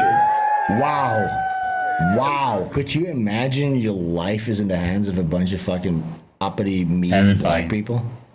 HR department? Whoa, I would not. This is like some Airbus, probably like a 2-hour flight, I would hope, that they're starting them off with. It's not like an international flight, I would hope. They're not letting them fly over any cities or over land. I hope it's just a simulator and they just think they're flying. Yeah, they're just rocking back and forth. Yeah, they've no clue. They can't tell the difference.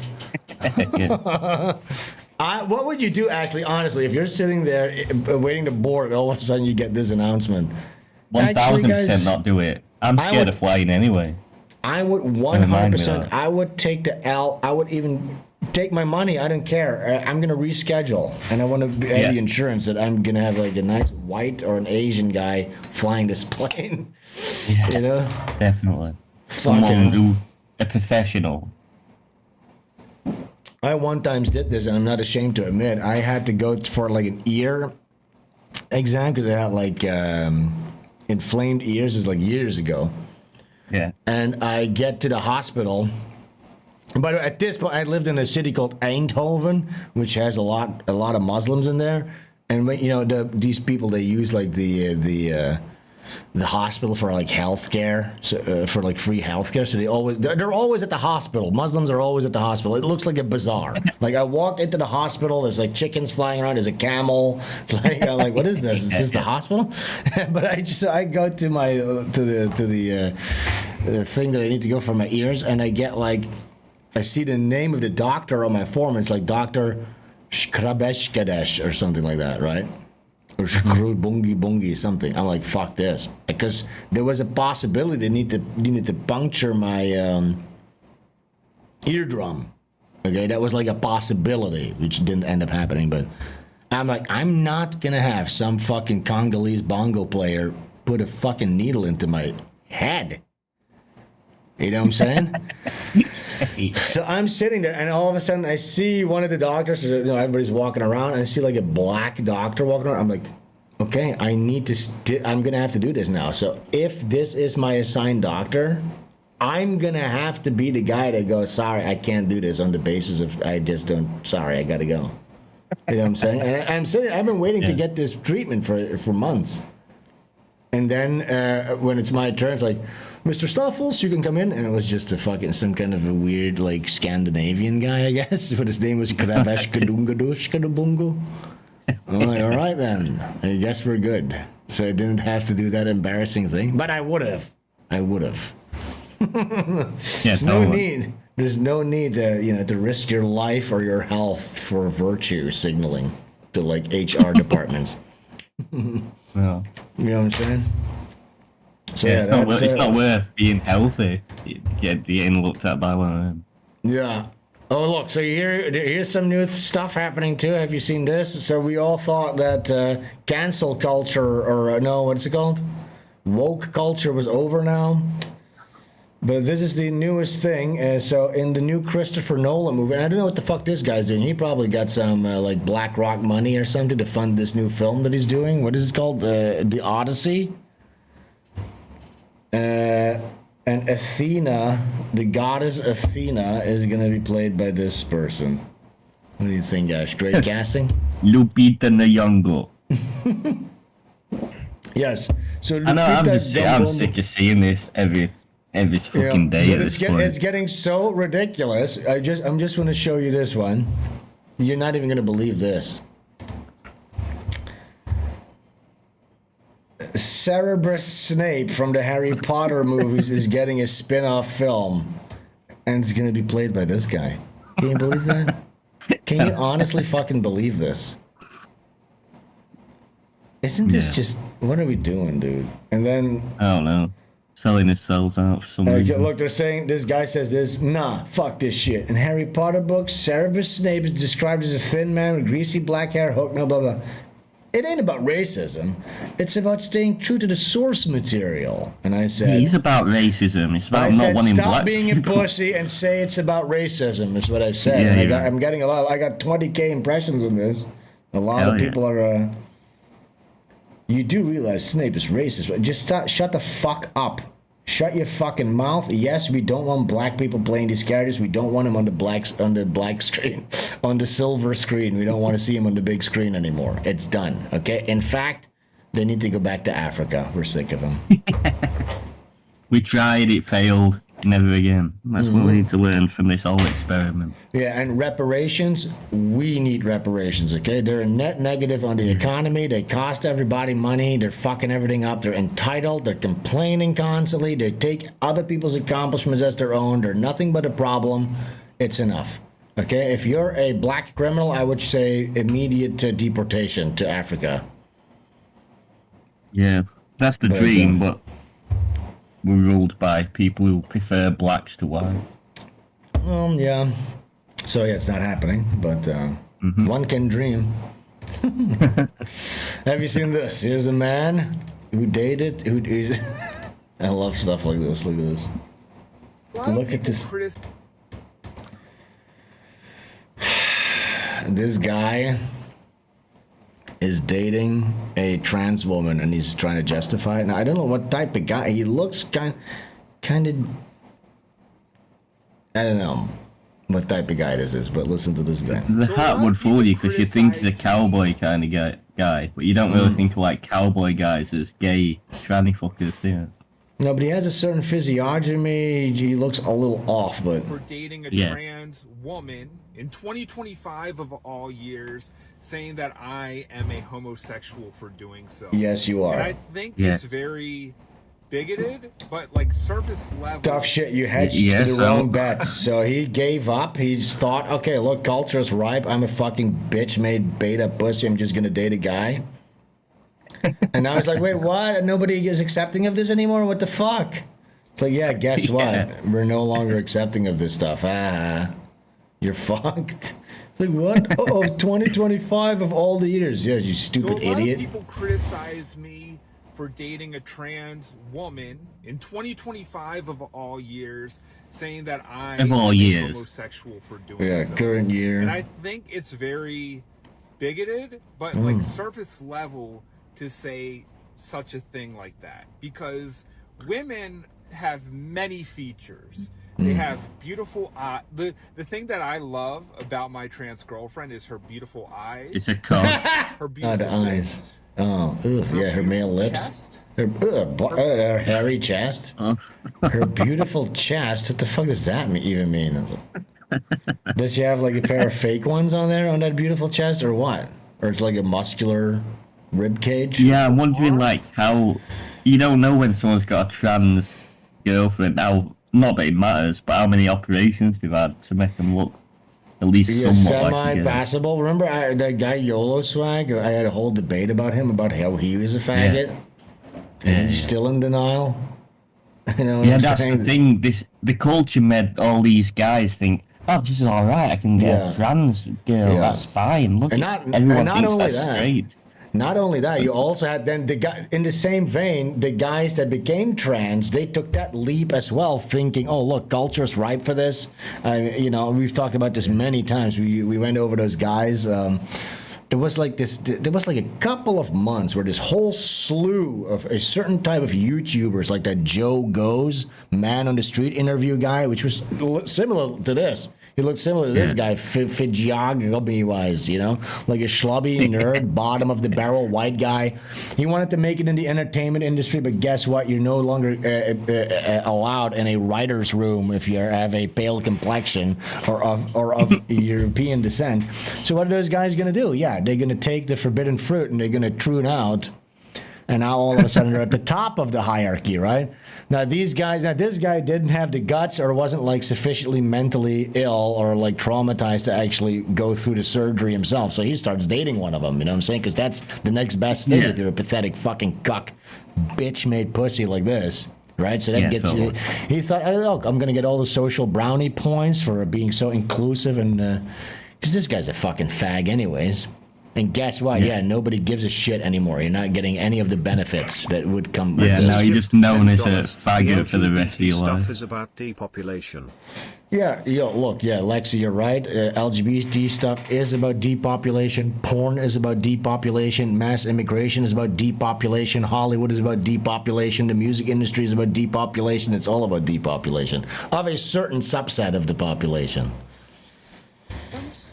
But just because one part is not approved in societal standards, it must mean that I'm a homosexual. Yes, you're gay. Being in love with a woman.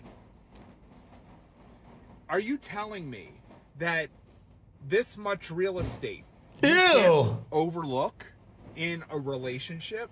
That it's a very difficult population. On her beautiful body. At least the one thing you can give Jim Norton credit for is he's accepted the fact that he's just an old queen now. No, he legit says it. He has not. He doesn't. No, he doesn't say he's gay. He doesn't say he's gay. He is like this guy. Nope, he doesn't say he's gay. Okay. You know what I'm saying? Like that's why our comments, you're gay, you're gay, you're gay. I know, but that's what he used to be like. But I saw him being interviewed with Kumi at some point not long back, and he was like, "Oh yeah, I'm just basically a faggot now." Old queen really? faggot. Because I remember watching. I think he's something... come around to.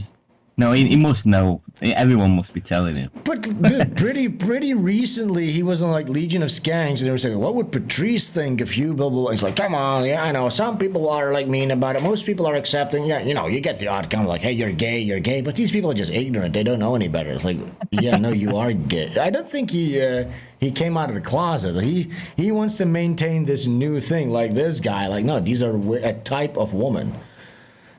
Wait, somebody says Nikki has already been cheating on him. Is that like new news? That would be so fucking funny if that Nikki freak takes everything from him, his apartment, everything, because they're married, right? Yeah. I hope there's no prenup, and I hope this mentally ill fag takes everything from him. Oh my God, would that be awesome? Wow. Oh my God, imagine Jim has to do like 6 tours to make money again because that mentally ill faggot took his fucking apartment and everything. Wow. Yeah. That would be awesome. There was another thing that I saw in regards to this. People were talking about the horseshoe theory of it was this like a feminist queer coded spa or something, an inclusive spa, right? And so they would allow all women in there, including trannies. But then what started happening is like the actual women coming in there started complaining about what? There's a bunch of fucking guys in my sauna with their cocks out, right?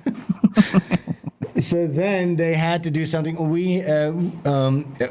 How did they say? Dude, if you read this pamphlet, they had to come up with like a news statement or something. And it's like,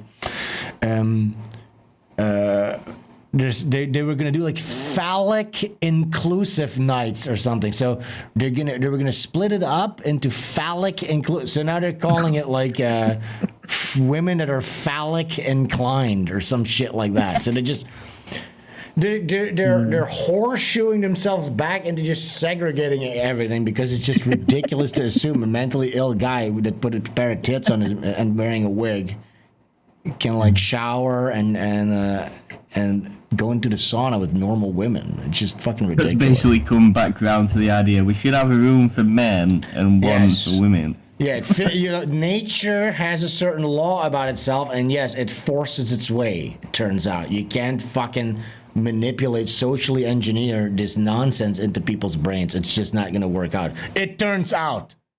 Happens to turn out that way every single fucking time. Cocksuckers, dumb fucking idiots. All right, so here's the thing that we've been talking about. Oh no, let's finish this real quick. He's talking about for being in love with a woman. Keep telling yourself that. Yeah, cry about it. This much real estate you can't overlook. Can we see his got woman? A tiny cock as well. That if this much real estate, a tiny little shrivel up cock, beautiful body, is wrong to you, wrong by societal standards, that must mean you have a totally different sexual orientation. Yes. I don't believe it. I think literally, society has gone. Yeah, what are you doing? So you're fucking a guy up the ass with a cock. It's absolutely abhorrent that this much real estate. It's not though, but push it to the side. You can't overlook that. I did not fall. You're pushing it to the side, probably. Yeah, look at his limp wrist and the way he speaks. He's just gay. Just admit you're gay, you stupid faggot. And even, I'm not saying that I'm not into physical features, but I fell in love with many physical features, and you think that one physical feature that I'm not fiscal into or physical? This guy might be Jew. He's into fiscal features. That is the most narcissistic thing that you could say. Okay, cool. Thank you. Can we see his wife, please?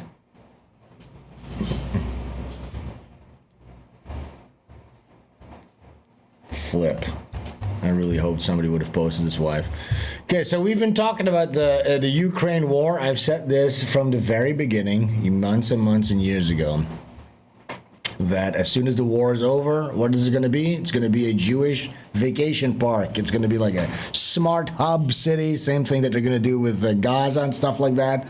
People go, yeah, right, come on, you anti-Semite, you fucking racist, how dare you, right? So now the war seems to be ending, right? Trump is forcing them to sign some kind of a peace agreement.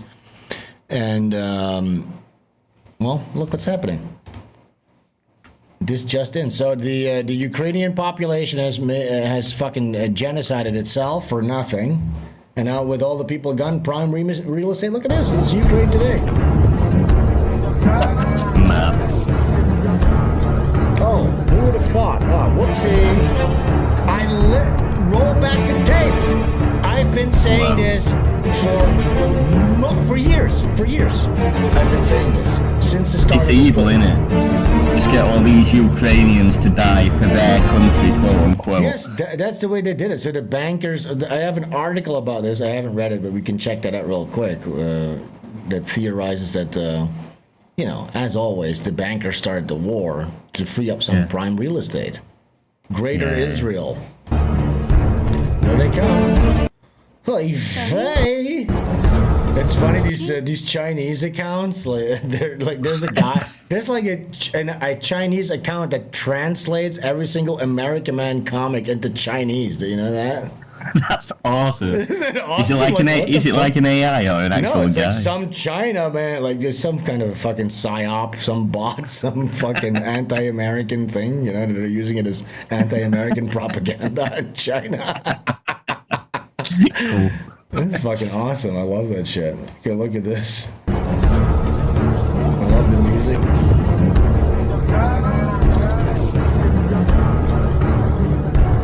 Here they come. Isn't it unbelievable, Ashley? Yeah, it's sick. Have you seen that thing Trump posted where it's like they turn Gaza into like some holiday resort? Yes, we went over that last stream. That video, right? That promo video? Yeah, isn't that sick though? Because it's like, isn't it going to be like the most haunted holiday vacation ever? Isn't it sick though? It's literally cartoonish. It's like that cliche 90s cartoon concept like Fern Gully, where like the evil capitalists come in to murder out like the indigenous people to build a highway or a casino. That's literally what it is. They genocided the people, displaced them to build a casino. I mean, it's literally the most egregiously horrible, horrific thing ever, and it's in everybody's face. Yeah, crazy. It's crazy. Okay, so we got more videos from partying, Jewish parties in Ukraine. There they are. Hey, yeah, party it up, party it up. That's what you were fighting for, Ukrainians. You saying, please don't blow my legs off. This is what you were all fighting for. Yeah, there was a funny thing. Well, I can't say it's funny, but you saw something about what was it? Fuck, where were they from? Like some African refugees that went into Russia. And Russians military conscripts them, and they use them as drone bait. So they sent the black people with their hands tied to their backs into the field to have like those drones. You know, we've seen many of those nade videos where like a drone drops a hand grenade. They're using the black. Oh man, Russia's in proper war mode. That's how you do it. Yeah, you know. So, you know, I won't say anything further about that idea. I won't pass any judgment on the validity of that idea. Yeah, Jews in Ukraine, Jews in Ukraine. You're having a good time. Imagine that's your country though. Like you just conscripted every single, all the young people have been murdered. You forcefully conscript like the elderly people. They have all died thinking they were dying for their home country, and then boom, ting, boom, ting, boom, ting, boom, boom, ting, boom, ting, boom, ting, boom. The Jews come in, and they take your houses that your family used to live in because you were stupid enough to fall for it. Fell for it again award. Your entire fucking lineage and bloodline died for nothing. Oh my god. This is so dark and evil, isn't it? This is so fucking dark. Boom, sing, boom, sing, boom, sing, boom. Badger, badger, badger, badger, mushroom, mushroom. Badger, badger, badger, mushroom, mushroom. Pretty cool. Let's see. And this was the article that came with this. Let's see. Let's read this real quick. Jews behind Russia-Ukraine war to form new Jewish state. Oh my god, that's good news, right, Ashton? Are you excited about that? What is it, 2022 this was posted? Well, they predicted it.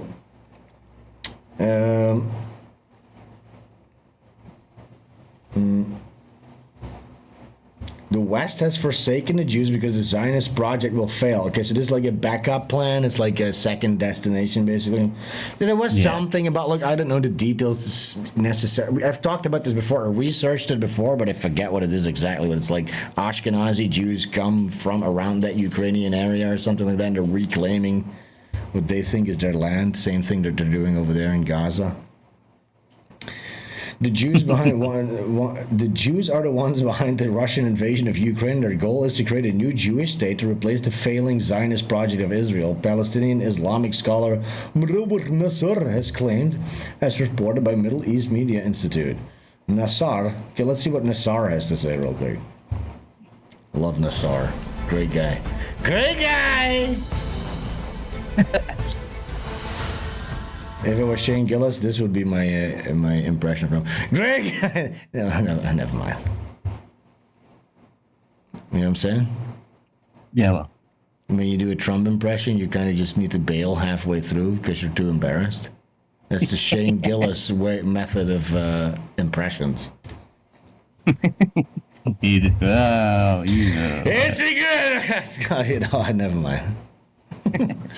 It's huge. It's huge. No. RT tipped $5. Posted in show prep a cool vid of noble Jews in Amsterdam singing about cool stuff. Plenty I of saw that Ukrainian one. flags flying. I saw that one. Do you really want me to pull that one up?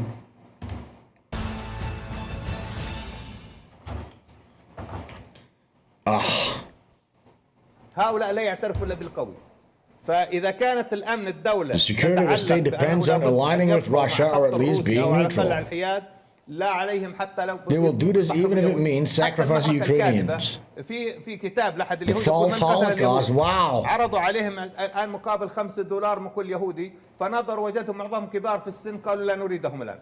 يهودي يكتب كتاب نحن من قتلنا اليهود بهالمعنى يعني، لأن رفضنا أن نأتي. Right, you know what? I believe him. I don't really want to watch this. I believe every word he says, basically, though. Oh my god. I have a video here, and that's basically the last video that we have for today, to be honest, because I didn't have much more, but I saw this. This is a huge falling out. As you guys remember, we had Vito on one of our streams to talk. Well, I was supposed to do a debate on the Kill stream. Ethan Ralph's shout outs to the great Ethan Ralph on the Kill stream with Vito. Vito is a guy, he's the co-host on the Dick Masterson stream. And he crowdfunded a comic. And people were... they wanted me to talk to Vito about like the state of indie comics and all this stuff. And I literally had no malicious intent or anything. I remember him DMing me, are you going to call me a pedophile and stuff like that? Because I'm not going to do it if you're going to do that. I'm like, what? I didn't even know that was like an allegation. You know what I'm saying? I didn't even know that was a thing. You know, and then at some point he dodged that confrontation for a long time, and I think Ethan Ralph is still pissed about that. But then he happened to impromptu call into my show, which has been deleted off the main channel. But I was gonna say watch it, but it's not there anymore. At some point it will be. We're working on it. It's gonna be a long time though before we. Have you got to get a new website guy to do everything again? Actually. Is it bad? Yeah, we have to redo everything. Have to redo everything from scratch, basically. Probably. Anyway. So yeah, so now Vito and Dick Masterson, they had a really big falling out. So I was about to say, so the big problem with Vito is that he is doing a comic book called Star Killer. I don't know, how late is that book, guys? How late is that one? Does anybody in the chat know how late that book is? A year late? 2 years late? How long? Does anybody know? Yeah, the comic book is called Super Killer, but he crowdfunded that. It did really well. I think it was about 300K or something like that. They had a fallout. They had a falling out. Sounded like he gave up on it, but I don't know. Almost 3 years, somebody says. More than a year. All right, so it's going to be somewhere in between more than a year and 3 years. By the way, guys, next month, get excited. Butch Killigan #2 will be in your letterboxes, on your doorsteps. Going to be delivered on time as promised. That's 2 books that I delivered and at the same time that Vito hasn't delivered a book. Isn't that crazy, Ashley? Yeah, you're reliable as fuck when it comes to these books. Yeah, and I'm working on book 3. I have thumbnails. I thumbnailed, I think, 44 pages at this point for book 3. So now that I've started thinking about doing my own, it's made me appreciate just how much harder what you've done actually is. See, there you go. Usually that's what it takes for people to understand the sacrifices.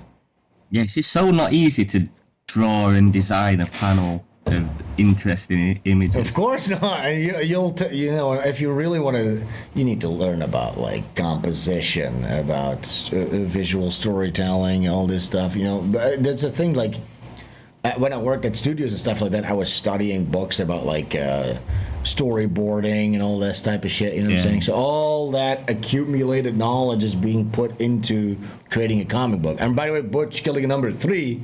I'm stepping up my game again. I'm learning new techniques. It's not like I'm just farting out an next product. I'm actually trying to fucking challenge myself and make it better and better and better. And evolve. Yeah, exactly. Okay, let's watch this because this is actually very exciting stuff that happens here during this one.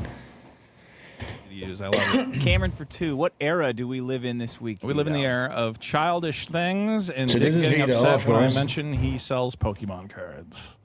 You Because just, it's an attack. you just bring in personal shit. Like Look, so what happens here, Ashley, trust me, this is going to get really heated. This might be the end of their partnership, honestly, what happens here. There's a really big fight that happens. That's why we were watching this. So Vito says, oh yeah, Dick Masterson is selling Pokemon cards online or something like that.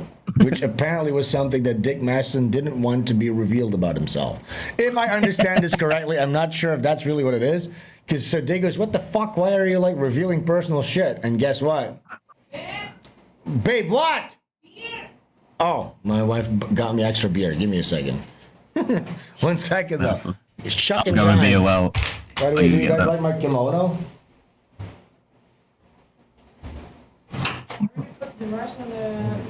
In the fridge? Yeah, but it's not.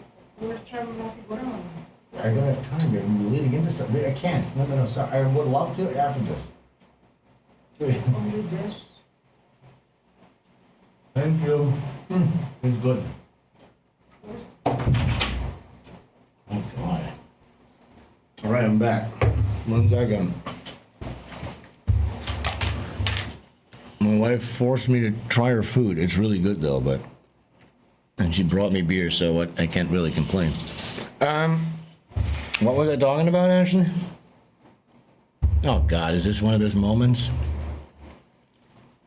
This is one of those things where Ashley went to the bathroom? Okay, well, let me read the chat real quick. What are you guys up to down here?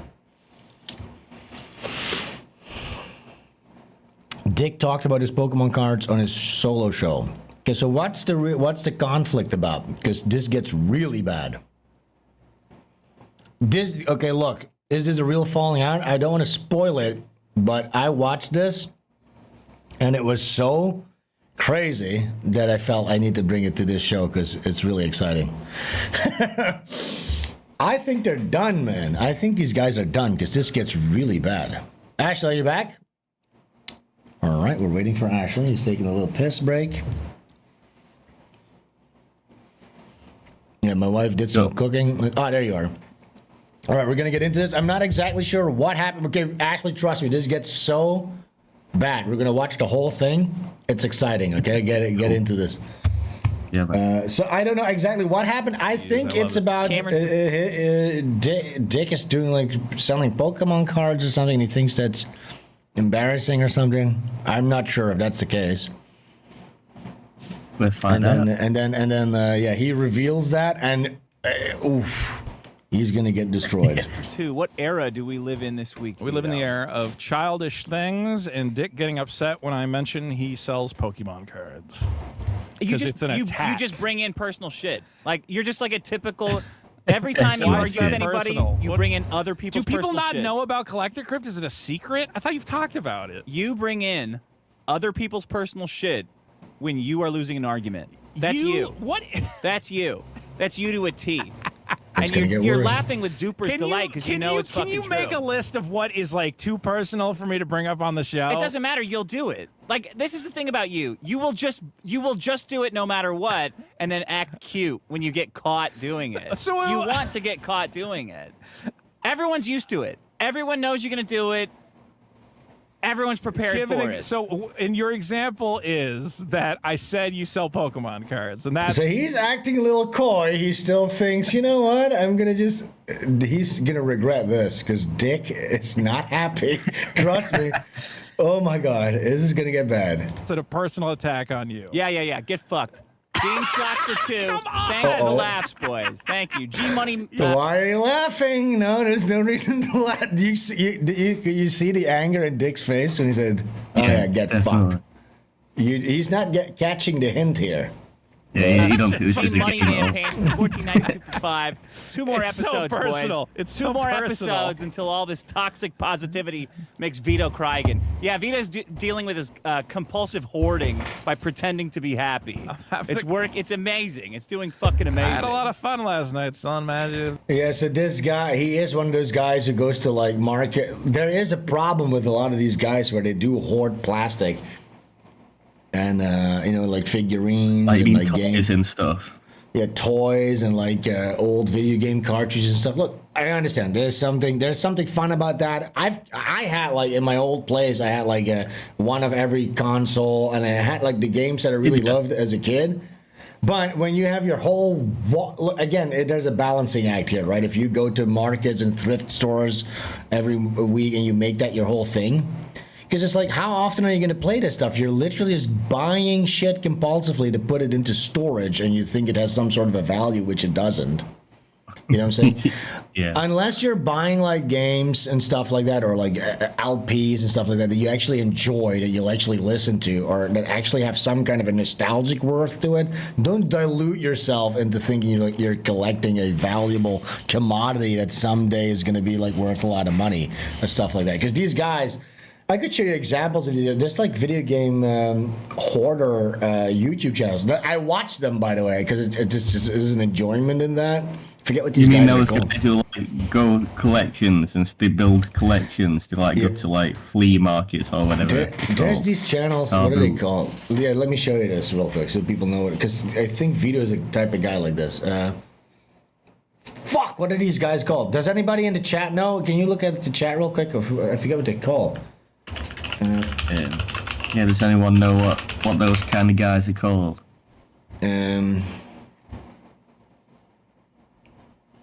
Here, look, like this maybe? Today, we're going to be dumpster diving at GameStop to hopefully find some games. So Look the at first this. thing we have to do, guys, is go around the building and hopefully find the dumpster. Dumpster Nothing, is a completely different empty, thing. ugh, Yeah. disgusting and nothing. Now, we didn't Is this find a anything joke? in the dumpsters behind the building, but I've GameStop seen usually videos keeps their of games locked people away, who do and this that's why I in think they might England. be in this section. So Dumpster diving. games.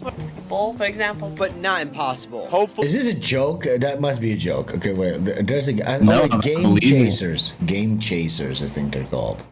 Game Chasers.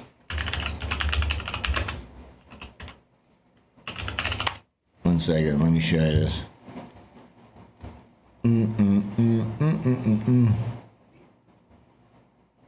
Alright, this is a channel called On Game today's Chasers. episode of the Game Chasers. Holy crap. Is this suitcase full of video That's games? exactly what I'm thinking of. sucks. This is cute. I love watching this, but if you're doing this, Yeah, It's you're not not the healthy. right kind of guy. On today's episode of the Toy Chasers. These are 50-year-old men buying this. Look. These Like, people come on. who never got over the happiness they felt as a child and just trying to relive that. Yes, even and as they again, hit the look, I'm 60s. saying I'm not gonna tell you. Look, there's a joy, there's something fun in collecting stuff, but there needs to be a limit. Because what these guys are doing, oh look, I found Transformer. Oh, he's just missing one arm. That's a good deal, and then they just put that in storage. Like, what are you doing? Their whole house, you're becoming a hoarder of nothing. Dude. 2 blasters? Obviously, I'm gonna want the one with the cage. I still made out like a bandit, did I not? What did I walk in on this morning? Somehow I'm getting blamed as the weirdo. Like this stuff, Ash? Anyway, this is the type of guy that Vito is. Yeah. So we're down here in Houston today, unfortunately, and we are visiting our buddy AC's retro gaming store. Nice. Well, it's my second location. Of course, I focus on the retro stuff. So AC decided to throw himself What's a little happening? kind of What is mini this swap meet subculture? here. We've got some vendors out in the parking lot. And I decided to do something for the community, man. I'm saying a trade event where people go sell, buy, and trade for free. Do you remember these? There's a lot of people with a lot of stuff, a lot of cool stuff here. It's like a mini flea market this is going all on. this But is. the best booth that I'm seeing has to go to our buddy Jeet. I'm seeing things on his booth. Like, okay, just imagine this, Ashley. You and I were at a flea market, and I see like the classic Ninja Turtles toys, and then I buy them because I played with them as a kid. And then what am I gonna do with this? I'm not gonna recapture that happiness. You know what I'm saying? My parents aren't gonna come back together because I bought these toys. You know, they're not gonna rekindle their love and mend their marriage because I found those Ninja Turtle plastic You'll toys. never get back that innocence just by buying these toys for a more innocent It's like time. an effigy. It's like an effigy to a better time. That's what it is. You know what I'm saying? Yeah. It's like it's similar like a Christ's cross that you pray to and you hope for salvation and eternal afterlife. Guess what? It's not happening, faggot. But imagine you buy a Leonardo limited edition. You go, oh my God, this is an effigy to my youth. Please, can I go back there? Guess what? That's also not happening. Yep. And and if you're buying them to resell them and stuff like that, I mean, I guess if you make a lot of Yeah, money if you're from them. making a living off it, I can understand that. But I used to watch this like years ago. I would watch this just as like a, like a I cringe didn't type even of know thing. existed. But you can see this guy's apartment, and it's like a lot of people. That's So it says it's Where is it? Where is the guy? other kids. We live in the It's this major guy city. and there's another guy. Where is he? Bozo. This guy. Clown car. You know, and that guy and has the like clowns are 3 retro illegitimate toys. They just keep kids coming. and stuff They like keep that. Their coming. And just lives when are you a think mess. that they're all out of the car. This guy, and you see his apartment, and it looks like a hoarder's, like a problem. Like there's boxes everywhere, leaks, rubbish, crap. You know what I'm saying? It's like you're not really selling the lifestyle here. And by the way, this looks all neatly stacked and stuff like that. You know, and again, there's a balance here, right? If you have like a shelf and you have like your 4 favorite games on there, big box collector's items or something like that, it's fine. But if you have like your house becomes a warehouse to plastic because you're diluted into thinking it's gonna recapture the happiness and innocence of your childhood before your parents got divorced, like it's not. That's not happening. Because that's what this reeks of.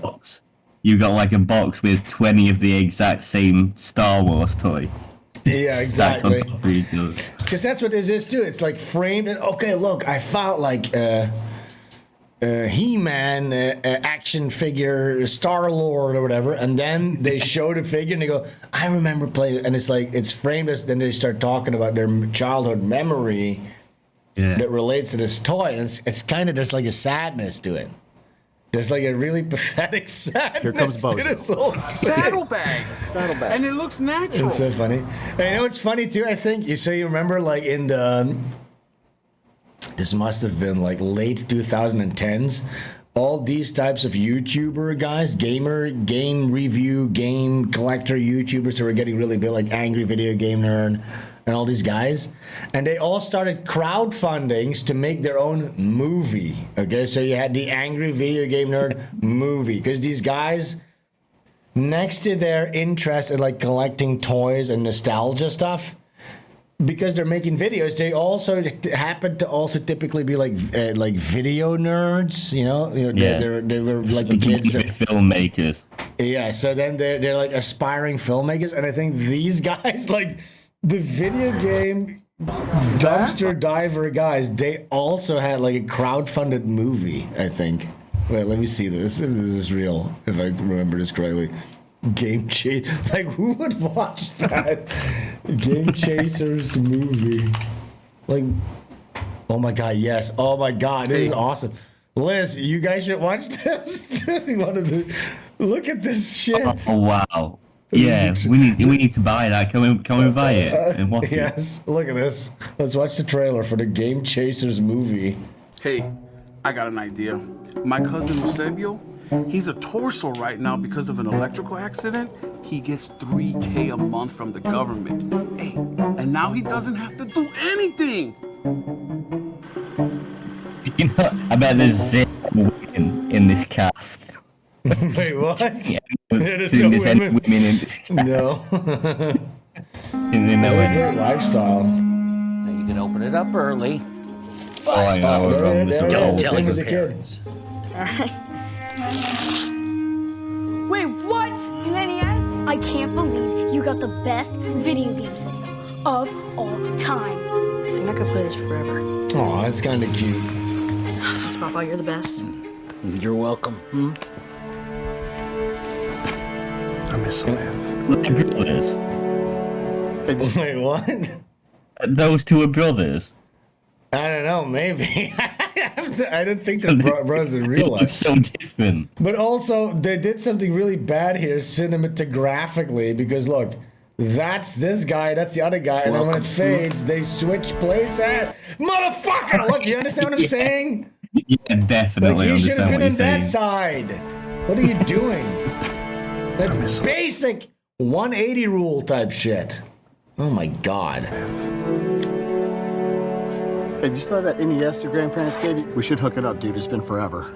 What, are we gonna play with the GoBots too? I was actually gonna suggest that, so yes. The thing was collecting dust. That NES. Is it gonna be like a magic console or something? I hope Yeah, so. we should. That'd be cool. Sven and Ashley need to watch the channel Awesome Movies. I don't think Ashley can do that. He doesn't have the. He does because look, the only way I could watch the channel Awesome movies, I could do it because I have nostalgia for this channel Awesome Movies. Ashley didn't get into any of that shit, like the nostalgia critic and shit like that, right? No, we're never into that now. That type of cringe. Like, look, I got into it for the cringe, obviously. Maybe Liz. Maybe Liz. You can do that with Liz. Liz is like a Liz, right? You're like a channel Awesome aficionado at this point. Anyways, let's finish this trailer because I think it has potential. This Those were movie. the best times. I actually would love to watch this entire movie. Let's take a road trip and go get it. What else do we have to do anyways? All right, let's go get it. Hell yeah.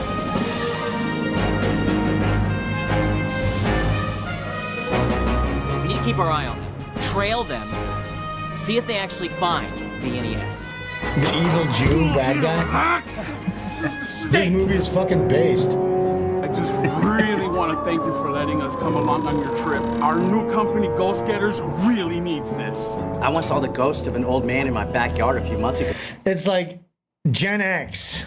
Can we move past the Ghostbusters and Star Wars and all that shit? You fucking dorks. It's over, dude. Please. Can we stop hanging on to all this stuff? He-Man, G.I. Joe, Transformers, Ghostbusters, Mystery Science Theater. Can we just back it up and throw it in a burning trash fire? Because I'm sick of it. You know what I'm saying? I'm sick of totally. 80s toy culture. It's not cool. Okay, we have Berserk now. We have better things. We have Berserk. We have. What's Berserk? Are you fucking kidding? The comic. Yeah, Berserk is a comic. You should read that honestly, actually. How about this homework? And I think I've given you this homework before.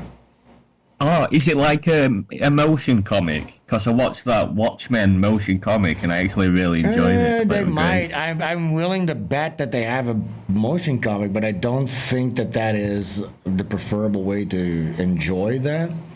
I would rather you can do this. You can get the Golden Age arc movies. It's 3 movies. The animation is pretty good. It gets progressively better, but honestly, you should just read that comic, Berserk. You can read it online for free, probably somewhere. It's really good. Man, everyone's saying shame on me and I need to watch it. Yeah, I think I've told you this many times. You should do it. We have Shrek 5, obviously. So we don't need Ghostbusters anymore. He moved me and gave me fingers. Wait, what? Have you read Watchmen or seen the motion comic? I bought Watch. Look, here's the thing. So like when I started Butch Killigan, I was like, okay, I need to do some research into the medium. And then I bought like Watchmen as one of the ones that I bought. Mr. _A tipped $5. I have recently started to buy CDs again. The sound is amazing. The compression of digital files make most online music suck. Look, you don't have to justify it. It's cool to own like a cool CD of a band that you like, but don't buy a million of them, okay? Buy 10. Buy your 10 favorite CDs from back then, and then you can have that with the album art. I would even say get the LPs. That's even cooler, because what you're doing it for is it is nostalgia, and you have like a cool piece of art. It's physical. You have it. You can play it. You know what I'm saying? When you want vinyl to. record, I think is cool as fuck. Yeah, vinyl record is kind of usually cool. works. Yeah. Look again, even like your favorite games. I bought like the original Metal Gear Solid with the booklet and stuff like that. I buy shit like that, but I just think there needs to be a balancing act, because you can go off the deep end where you become a hoarder, trying to recapture some kind of a sense of nostalgia from your youth that you're never going to grasp in that way. At least you're never going to find happiness it'll that never way. come back. This isn't a to-go buffet fat, Jesus! Oh yeah, I was saying I bought a bunch of these books and I never read them, so I got like the. That's just you have to watch the motion comic then. It's honestly as good as watching a movie in my opinion. Yeah, Watchmen is good. The Watchmen motion comic is good. Yeah, really good, and it's on YouTube, so you don't need to buy it. All right, I'll check that out. I will check that out. Cause I got like Batman Year One and stuff like that. Oh yeah, is that a good one? Is that Alan Moore honestly, as well? I don't even really think that's like. Look, I'll just read Berserk. That's the only comic you need. Berserk. It's the only comic you need. For real, I'm not even kidding. Have you read Sin City yet? You bought that recently, didn't you? No, I'm not reading that. I'm just looking at the shading techniques. Because I'm doing a similar technique in Butch Killigan 3, but I found out like it's too abstract. It's too abstract. So then I'm looking at different artists that are doing similar techniques. You have Mike Mignola as somebody, the Hellboy guy that people always talk about when they talk about the hard black shading, which that guy's really good. But I'm now looking at Takashi Koike. That's the guy that I'm looking at for my shading, which is the guy who did Redline. I'll show you this one. Or like, we should maybe, instead of Redline, where Redline does have those black shadows, maybe I'll show you Dead Leaves. I don't know if Koike was involved with Dead Leaves, but look, this has hard shadows, this shit. I love this type of shit.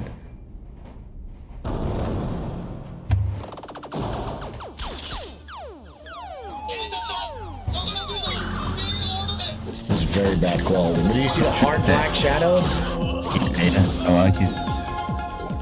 This is a cool movie though. I would watch it. I recommend it. I'm appreciating drawings a lot better these days. Good. If you like Studio Triggers type shit, this is basically, is this Gainax that made this? Probably. This is pretty cool. And then he did an anime called Redline.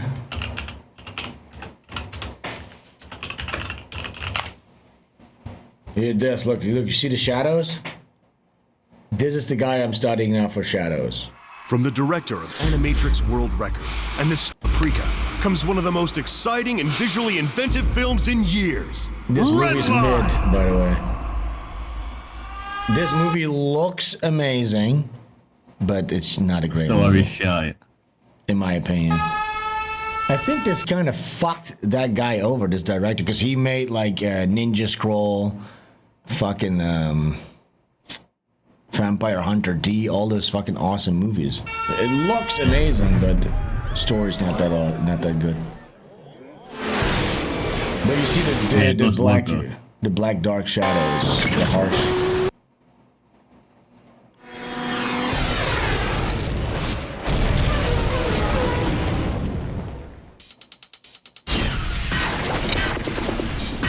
look, it's just a visual spectacle, like traditionally animated. I heard Disney's going back to 2D animation. It should be interesting.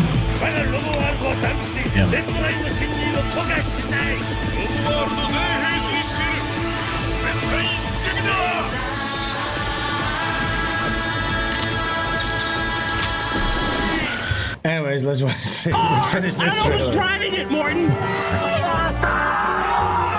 This looks great. Enough! Wherever they go, we go. I might let you go after a few beatings. It's not a jar store, it's Jars Games. He's headed that fucking park, get him! What's so special about this NES anyway? What did you do? What the hell? You're the best. It sounded kind of scary. I gotta go do something. No, this happens to be the console where I realized I'm a video gaming god. It was a gift to me. I don't know what he's on about. I mean, he ain't wrong, but I once got 1.4 million points in Duck Hunt. The acting is amazing. Wait, what's the light bulb trick?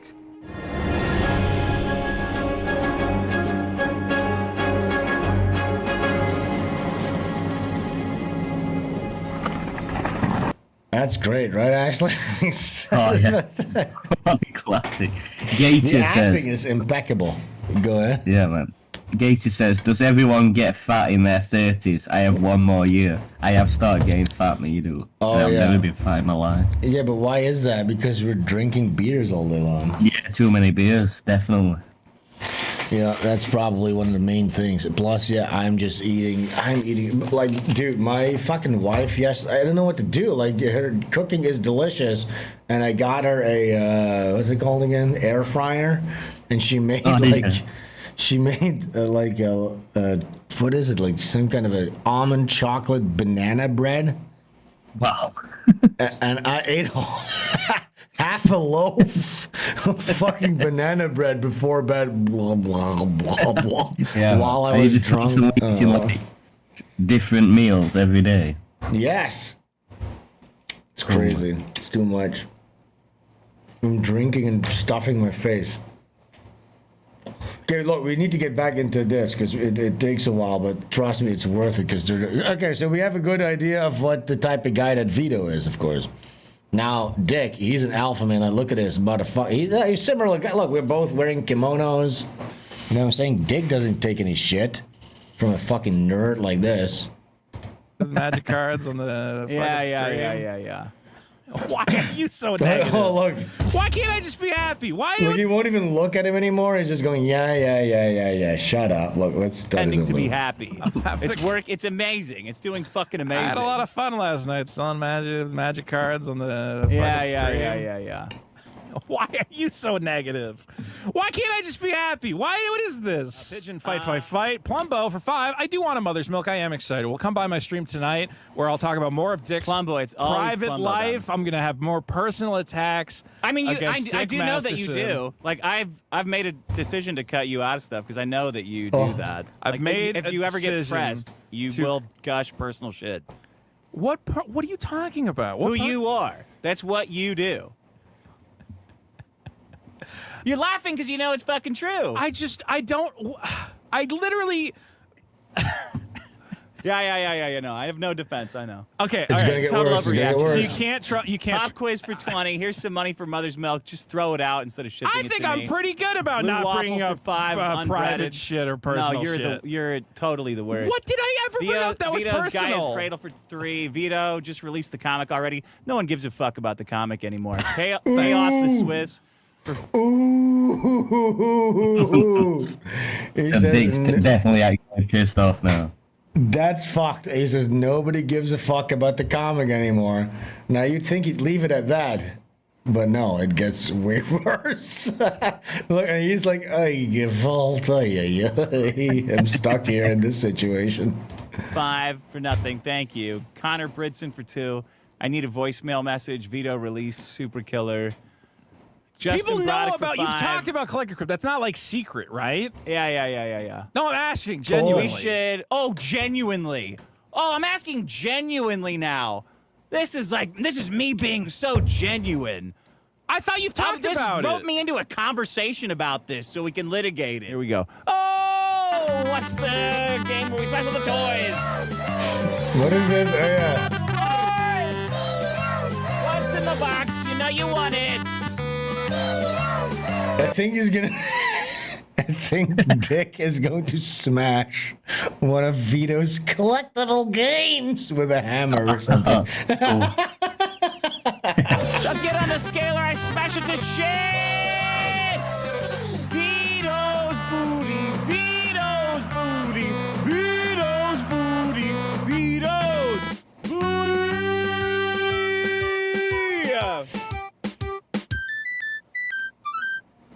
What's it gonna be? I think it's a cool thing what you're This is doing. insane. I'm It is- excited It's about great. it. It's great.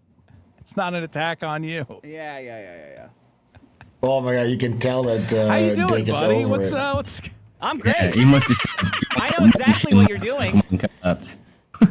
It can't On the just show, be the about the show. fact that Vito revealed that Dick sells Pokemon cards or something like that. That can't be it. I mean, it would be kind of awesome that Dick is so It vindictive. feels like it. That's what it is. Yeah, you slight him, just the slightest little slight, and Vito and Dick will destroy your collectibles and ruin your reputation, and make sure your comic book is completely destroyed. Look at this. What am I doing? I don't give a shit. I don't give a shit about your fucking Explain. your like explanations of it. I know what you're doing. I don't. You always do it. I don't you know always what's going fucking on. do it. What am You're I- a fucking scumbag when you're arguing, and you're laughing. You and can tell he's like nervously. It's all in good fun, right? There's something shady here with this Vito. because you know it's Because I true. don't understand what I did. What are you mad No about? shit. Yeah. Are you gonna get on the scale or Can you not? tell me what the problem is? Are you gonna get on the scale or not? I guess you need I'm to get sorry in the I talk about scale. Pokemon cards. We talk about Pokemon cards on here. It's fun to talk about Pokemon cards. It is. I just It made is. the point that we're It is. both interested in Pokemon cards. Yeah.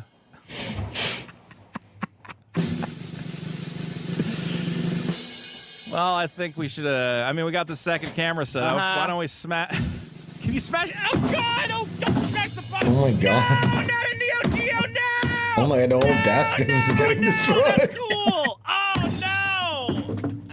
Oh my god. Oh, that's a mini Neo Geo machine. Oh, that's so. Oh, I would have liked that. That would have been nice to have. Uh-huh. Oh no! Oh no! Veto files. Oh no! It's the 40th anniversary Neo Geo Mini. Oh, with the HDMI, you smashed the screen. It's not usable at all. You completely destroyed it. It gets worse, by the way. It The gets HDMI worse. out isn't gonna work Yeah. at all. Oh no! No! He's trying to make a bit out of it. Yeah. Trying to get him back on side. Well, this is the Dick. worst episode ever. This is almost as bad as the Gaia's Cradle. This is awesome. Oh, I would have played with this for days. Now I get it. Fighters.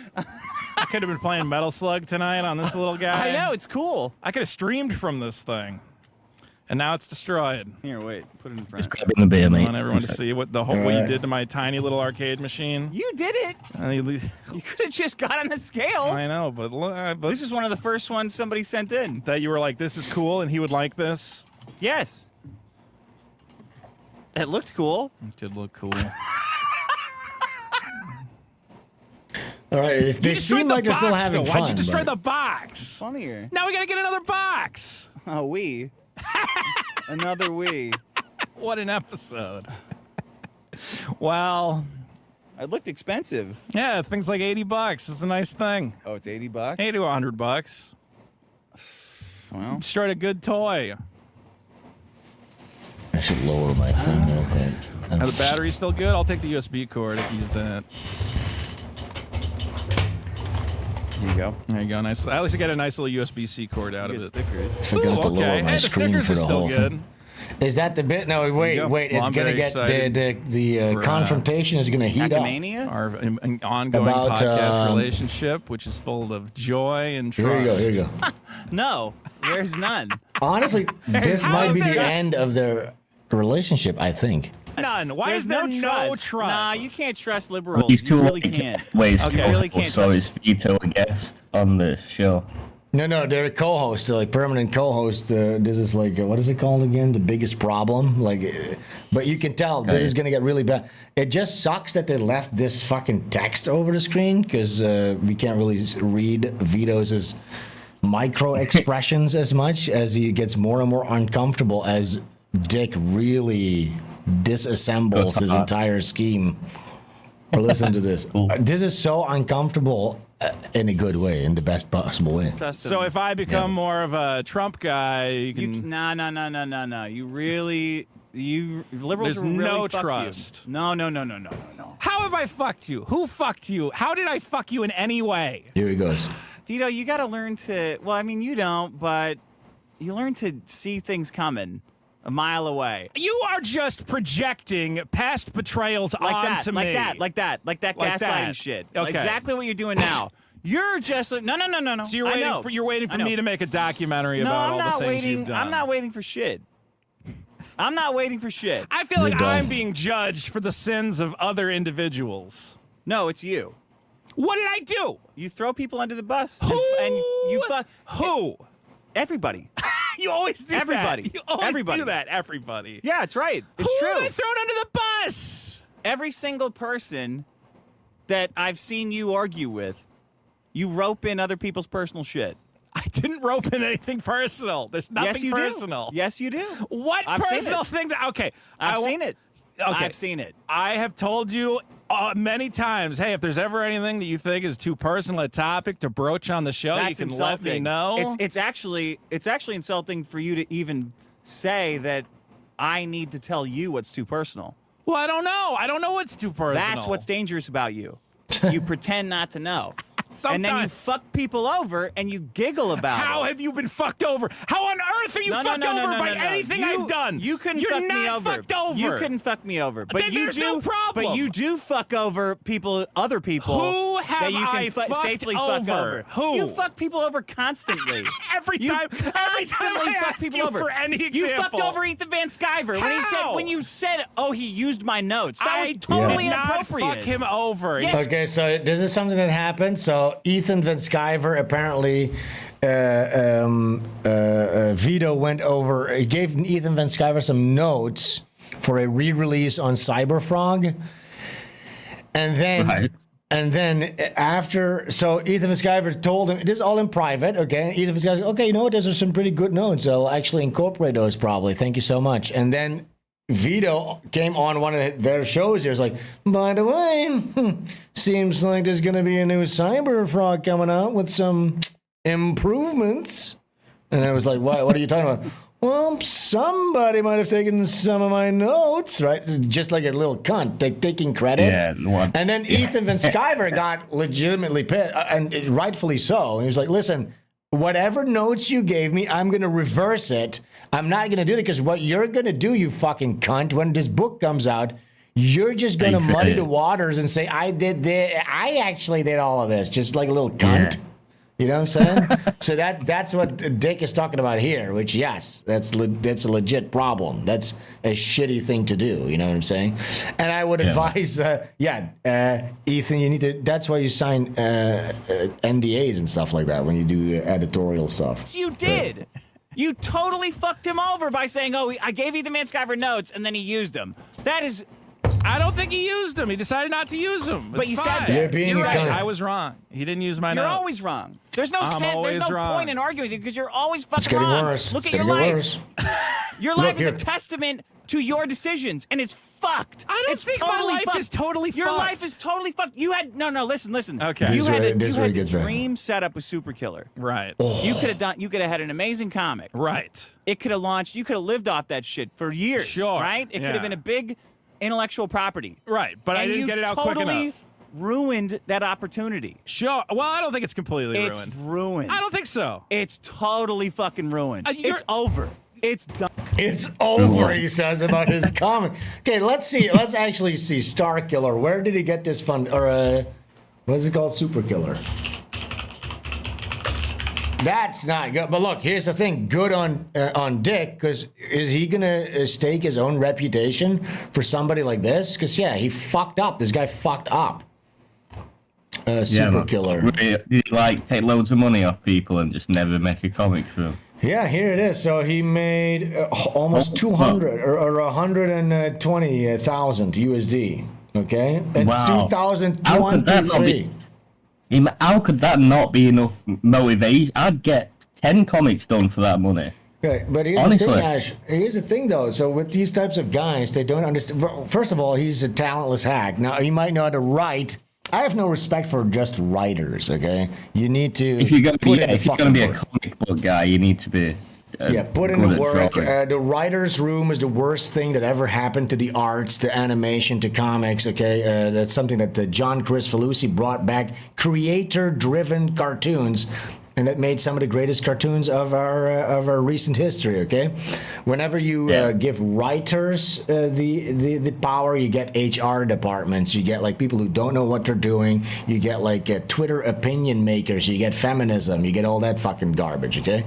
So yeah, writers, they need to put their head down.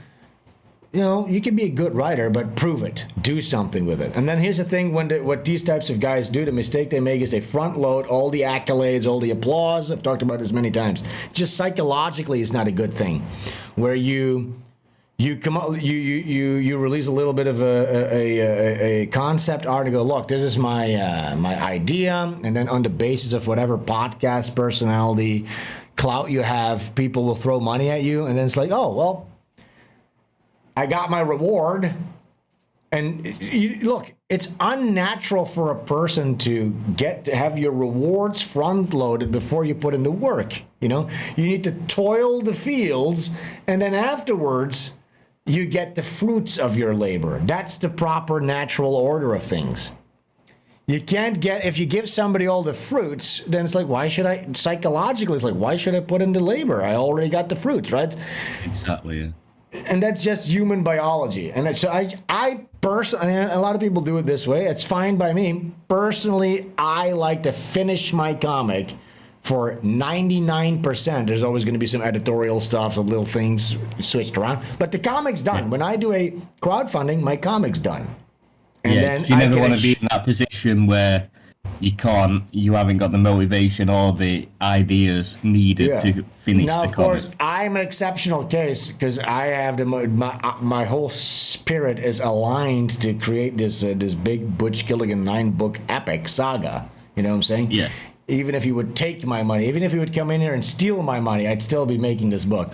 But that's you do it because you love it and you're passionate about it. I do it because the love for the art, and actually just because I 100% just believe this is going to be the most awesome shit ever. You know what I'm saying? And I dream about Butch Killigan.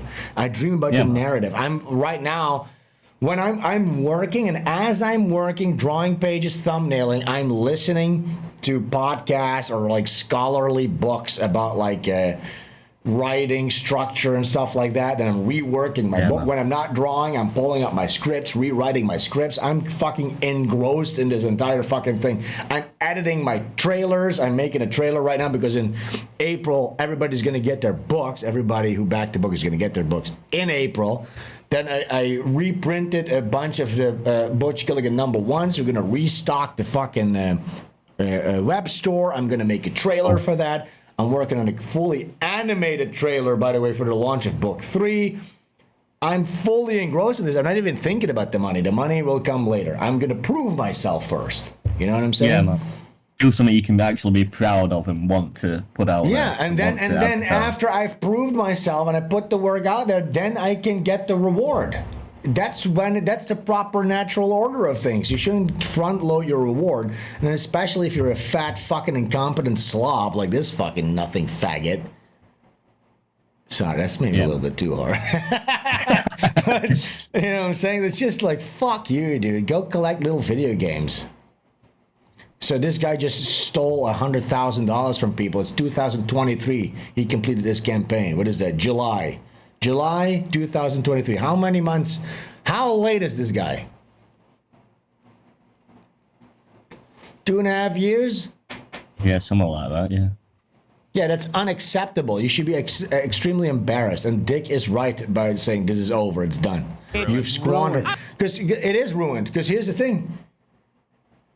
If this fucking book even gets out, okay, then now you're already...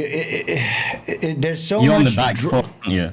Yeah, everyone already hates you as well. And yes, so then this book better be the best thing ever in order to mitigate this baggage that you've attached to it, right?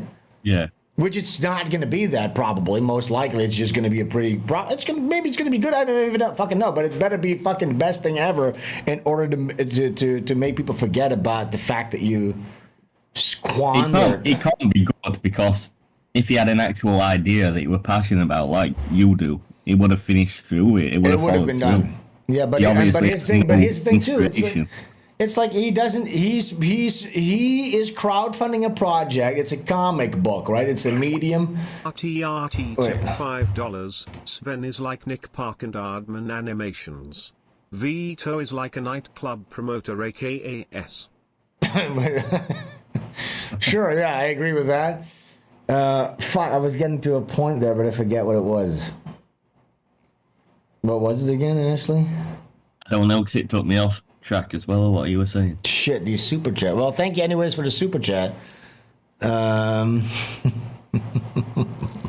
Oh, you were saying about how he hasn't got the motivation to finish this cartoon. Oh yeah, here's the thing. So he crowdfunds a comic book, a medium. Creating comics, that's a medium, right? But he's just a writer, so he's not proficient in it. That's like me saying, I'm gonna crowdfund a new album where I'm a violinist. I'm gonna crowdfund a violinist solo album, but I don't know how to play the violin. So I need to get somebody else to play the violin. I do all this stuff. It's like there's something that's not the right way to go about this. You don't know, be fucking mentally insane, right? I'm gonna crowdfund a puppeteering show. I've never puppeteered a puppet. I know nothing about puppets. I have to make all these puppets? What the fuck is this? You know what I'm saying? It doesn't make any sense. Yeah. Now, I crowdfund a comic book because I know how to make a comic book. And in fact, I already made it by the point that you pre-order your book. So does Vito not draw his own comic book then, or write? No, he's fucking outsourcing it to some Mexican on Fiverr. and imagine that. So then you're skimping out on that too. It's all cheap shit. And here's the thing. So famously, a problem that he had was the communication. So imagine this. You write your little lofty nerd script about some kind of a subversive superhero, not a superhero thing, but this time it's even wackier. You know, we're subverting the expectations here because it's a superhero who kills superheroes, not villains or whatever the concept is. I don't know. And it might be good. Yeah. I don't know, right? And now you have to translate this to a Mexican fucking favela retard. And you have to give him notes. And there's like a language barrier. Like, good luck with that. This guy will have zero passion or interest in what he's drawing. He will just do the bare minimum.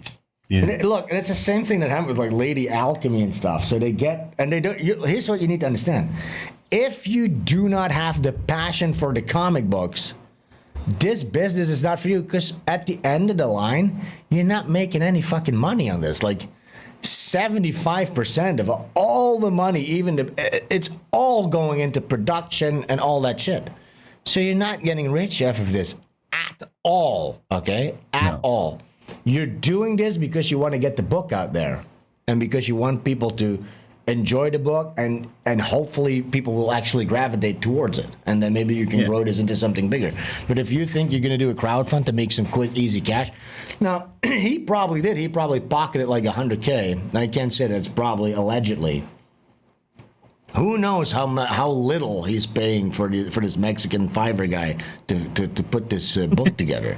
And here's the thing. The entire trust in this, because that's where Dick is right, the trust in this name, in this brand, in this IP is completely squandered. So what are you going to do? Do another super killer 2? Who the fuck is going to back that? Who the fuck? Yeah, exactly. Nobody is going to back that because you fucked it all up. So Dick is completely right. You ruined it. You ruined something something great for yourself. I don't think so. Ruined. I had an amazing comic. Right. It could have launched. Yeah, he fucked it up. Look at this. Your life is a testament to your decisions, and it's fucked. I don't think my life is totally fucked. Your life is totally fucked. You had listen. Okay. You had the dream set up with Super Killer. Right. You could have had an amazing comic. Right. Yeah. It could have launched. You could have lived off that shit for years. Yeah, right? could've. It could have been a big It did intellectual really well. property. Right, but I And didn't you get it out quick totally enough. ruined that opportunity. Sure. Well, I don't think it's completely It's ruined. ruined. I don't think so. It's totally fucking ruined. You're- It's over. It's done. No one gives a fuck about Super Killer. But I give a fuck about Super Killers. That's all that Nobody else matters. does. No. He says, I give a fuck about Super Killer. And Dick goes, nobody else does. By the way, Dick, I'm sending you copies of Butch Killigan 1 and 2, and I expect a review, okay? On my desk in due time.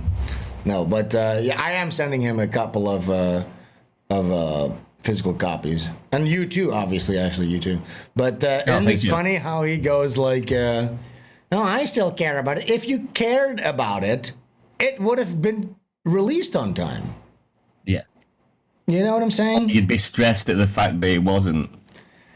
Imagine living under the stress of not having released that comic that people paid you for. They're waiting for it for 2.5 years. I wouldn't be able to live my life. I'd be just like, I show can't myself live on my the life. internet in front of the people whose money I took until I'd finished it. Yeah, what No the way. fuck? I couldn't function. I'd have so much stress. I would have to be on like blood pressure medication. You know what I'm saying? Like, imagine that. You took people's money and you haven't delivered 2.5 years. That's not good, dude. And you're completely incompetent. You're a writer. You know what I'm saying? That doesn't make any sense. It's my passion project. I want to make it really good. And I'm making it really good. It's over. It's not over. It's over. It's over for you, maybe. That's fine. It's over. Here's the thing. You guys, it's fine. It's over for you. But for the people who are into it, and I get messages all the time from people who tell me they're excited to read it. People who didn't back it the first time, they're like, hey, are you going to reopen it? Because I really want to make sure I get a copy. Okay? It's not limited You're never getting to a copy. this. It's not a real thing. It is a real There's nothing coming out. It's not coming So out. he Dick says. goes, let me be very clear. Yeah. You bring up personal shit and you fuck things up. Yeah. And you are now. That's not personal. You're You- now. you- How is it now? Okay. How Because is your business? You've shilled it for a fucking year. Okay, so you it's- forced everybody to listen to your obnoxious Super Killer shilling. not obnoxious. When you didn't even have any. You weren't even close to being done. What do you mean? You made it extremely public. Oh, yeah. Every it's a fucking public week. project I'm working on. Every fucking week trying to extract money from people. No, I didn't do it every week. Okay. You did it more than every Not week. every week. No, I didn't do it. Even more than Destiny every was like, "What do you do? Just shill your comic?" And you're like, "Yeah, it's funny. I just shill it constantly." He's and talking then, to Destiny? and then when it came time to fulfill it, it was everyone is bothering you about Super Killer. I don't think that's. It's everyone else's fault for asking for a fucking refund, and you think it's glib and it's funny to you that they want their money back, but they really do. And they I'm- really okay. want their fucking money back, and you have been a glib piece of shit about it for a year. I don't think I've been a glib. Okay, real quick. So some people are asking questions about Butch Killigan. Cockline says, I regret missing out on Butch Killigan 2. Well, first of all, you didn't miss out. You snooze, you lose. But here's the thing. We're going to get second editions of Butch Killigan 2 reprints with new covers and stuff like that. Now, you won't have the collector's edition, obviously, but we are restocking with a new edition because obviously we don't want to lock out readers that want to get in on the action. So we're doing a new version of Butch Killigan #1. And yeah, all of that should also hopefully be restocked and everything by the end of April, that one too. But everybody's going to get their books on time in April. You're going to get all your books, okay? And all the goodies and all that stuff. You have been a piece of shit glib about it. piece of shit about refunds. People fucking hate that. People fucking hate it. I have given refunds to people. Not That enough. must suck. Okay. They're still asking, and you're still being You glib. see, this is over, right? Actually, this relationship, if you're doing this type of stuff on your podcast. Oh, yeah. If you start shouting at me like this one day, I'd be like, I'm just never doing Svenstreams ever again. Yeah, but I imagine that. Well, look, this is a unique situation because honestly, Vito is being a piece of shit, and for Dick to co-sign that type of stuff, it makes him look bad, kind of. Do you think for the battle I of don't the guys? understand if I asked your audience, "Oh, can you pay for me to make a comic?" and I just never made one. I don't Yeah, understand. then if you nothing start ever showing happened for 2.5 years. You know, for 2.5 years, Dick has been like semi-supportive. He has to make some jokes here and there, but then Vito kind of broke that dam where he kind of slightly made fun of Dick, I guess, and Dick just opened the floodgates. Yeah. Wanted to get it off his chest. You can tell. He's wanted to say this for a while. The truth comes out, and that is the truth. He fucked it all up. Cocksucker about it. Okay, look, I'm giving refunds. But you're okay? not. This is a lie. This It's is not a another lie. lie. What do you mean it's a lie? You lie about this every fucking yeah, week. I'm You not lie about lying. refunds. How many did you give this week? I have to, what do you call it? Because I can't. 0. That's what I thought. I have to do it through PayPal, and I have to do it one at a time. It's easy to do. No, I have to It's do it. easy to fucking I have do. to do it one person at a time. It's a time-consuming process. I just got to set down a day, and I'm going to have everybody's thing, and I'm going to do it. Right. I didn't have time. Yeah, right. So he doesn't have the time for the refunds. By the way, this is another thing. So That's what you want to hear, innit? When you're waiting for your refund. yes, and here's the thing too. The funny thing is this: when we had a debate planned on Killstream, and he missed out on that twice. Why? Because he overslept. But it was like 6 p.m. You know what I'm saying? He So his life overslept. is just wrecked. Yeah, this nigga is just fucking. He's hoarding toys, sleeping all day, scamming people out of money for projects that he's not doing because he doesn't have the work drive. You know what I'm saying? If you want to make a comic, you have to have that fiery passion because otherwise it's not gonna happen. Because it's a lot of work. These people don't understand. They have no fucking clue what they're getting themselves into. You know what I'm saying? Yeah, big time. You're burning your own soul up as fuel to get these pages out there. That's what you're doing. And this guy's like, oh, my soul? No, I need more toys to fill that void. Yeah. You know I'll just watch a few more TV shows and then maybe I'll feel. Yeah, maybe I'll get to the that. refunds of all my unhappy customers. Yeah, at this point now he's squandered his shit so much he's spending more time on refunds now, forcibly so, because of all the unhappy customers. If he just spend the time that he's spending on refunds now on actually getting the book out there, you know, maybe he wouldn't have to be in that position in the first place. A video this week, whatever. It's $30 sitting in a fucking account. It's not going anywhere. Okay, now he's saying, come on, it's just $30. Who gives a fuck? Come on, what are you, poor? You really want a refund? Come on, you can't miss $30 that you gave me for nothing? That's what he's saying. That's his argument. 100,000 people who gave me his money. It was 2,000 people. 2,000 people. 2,000. Yeah, which, I mean, his campaign did really well. How dumb can you be to fuck that up? You. This badly. Okay. It's not important to you. It is, well, exactly. Giving you your money back, I mean, yeah. It's not. It's not important to you. I guess not. Yeah, no. it's Look not. at that. Why He would it admits not? it. It's not at the top of my list of things I got to do this week. Is make sure I. Look at it. How fucking spoiled and retarded can you be? Look, Yeah. giving you money. It's not at the top of my list. What the fuck is this? Like, that's insane. Look, listen to this. Yeah, well, exactly. anywhere. Nothing to you. Okay. It's not important to you. It is. Well, exactly. Giving you your money back. I mean, yeah. It's not. It's not important to you. I guess not. Yeah, no. it's not. Why it's would not. It's not at the top of my list of things I got to do this week. Is make sure a guy gets $30 back. Because you can put the comic on and say, fuck you got it. Right? No, he's whatever. If you really want your fucking money back, you get your money back. Who cares? Yeah. Whatever. It's $20. It's $30. Yeah, Okay, that's not the greatest way to Okay, go so about I'm a it. glib piece of shit About the refunds. about the Yeah. refunds. I agree. Yes. I agree. You agree. Yeah. Yeah. Okay. There you go. I'm a real piece of shit. About the Yeah, you refunds, are. yeah. Well, because I'm only doing a little, again, I'm not supposed. You're not even supposed to have refunds. The fact that I'm offering it is just me What do you being mean like, you're not supposed to? There's no supposed to. crowdfunder. He's saying, listen, actually, you should be happy that I'm even considering giving you a refund for the product that I never released for 2.5 years. This is crazy, dude. Honestly. I stole $30 off 1,000 people and just went to them all. It's only $30. It's like, yeah, you should be happy maybe considering. $5. When talking about Mexicans, thank you for using words like outsourcing and some guy named Fiverr. Love Svenstreams. There you go. I guess it's personal for him. Yeah, listen, I don't have that much vitriol against Mexicans because I don't live in the proximity of them. But you know, we love you. Yeah. You're a good boy. You're a good guy.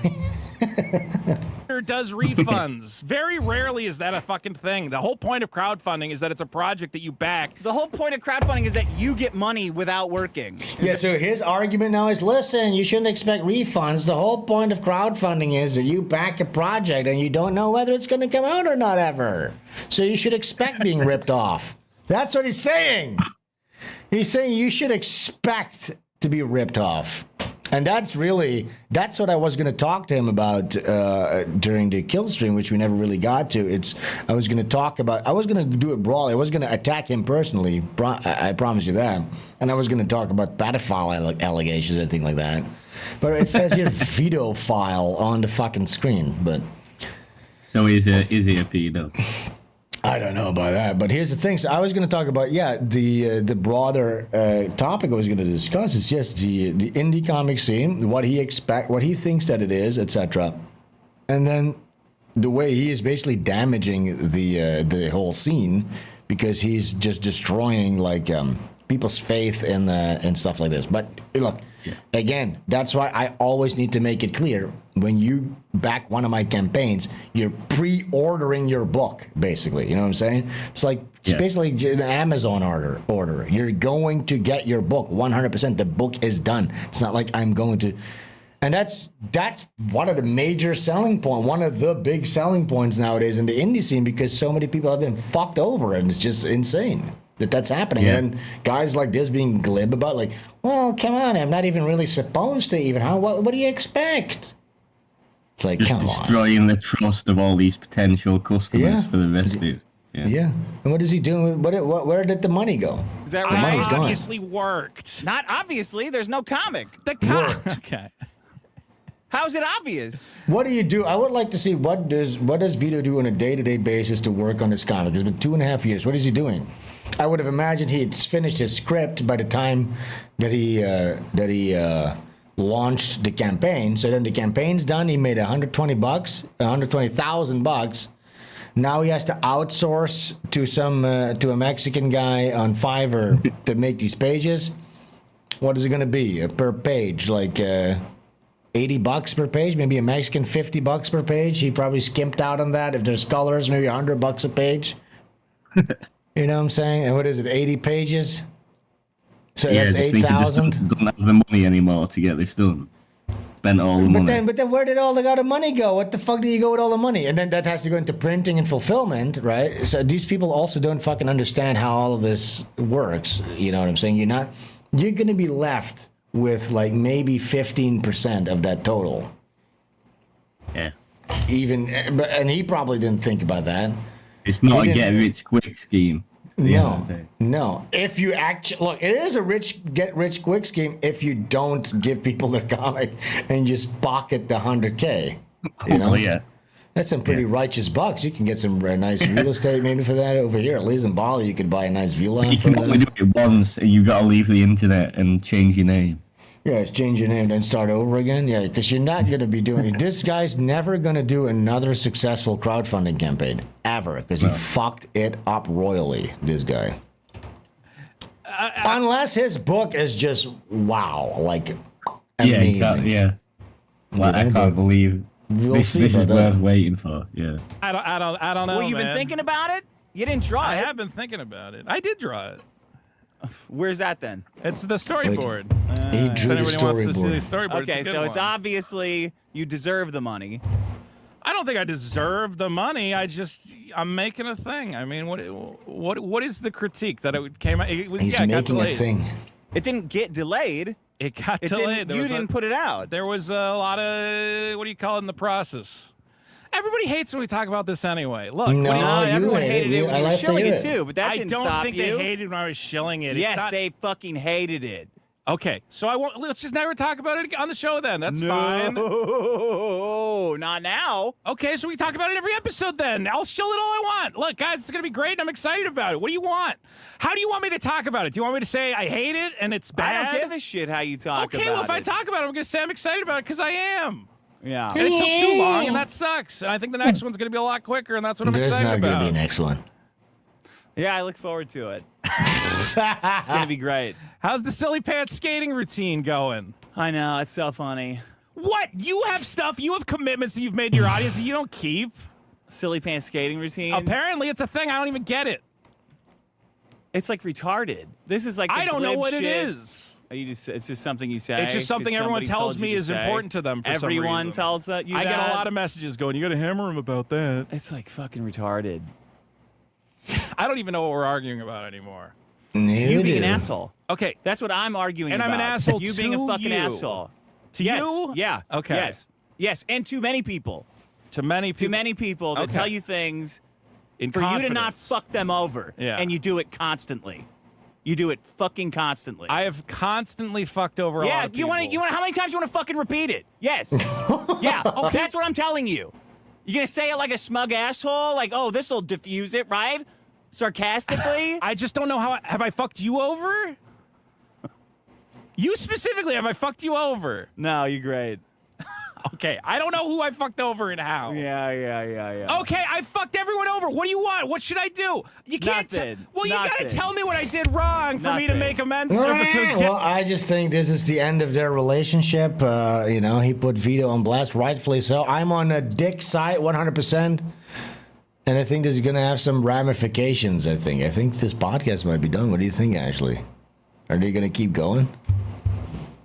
Oh, Ashley went to the bathroom, I think, again, without saying anything.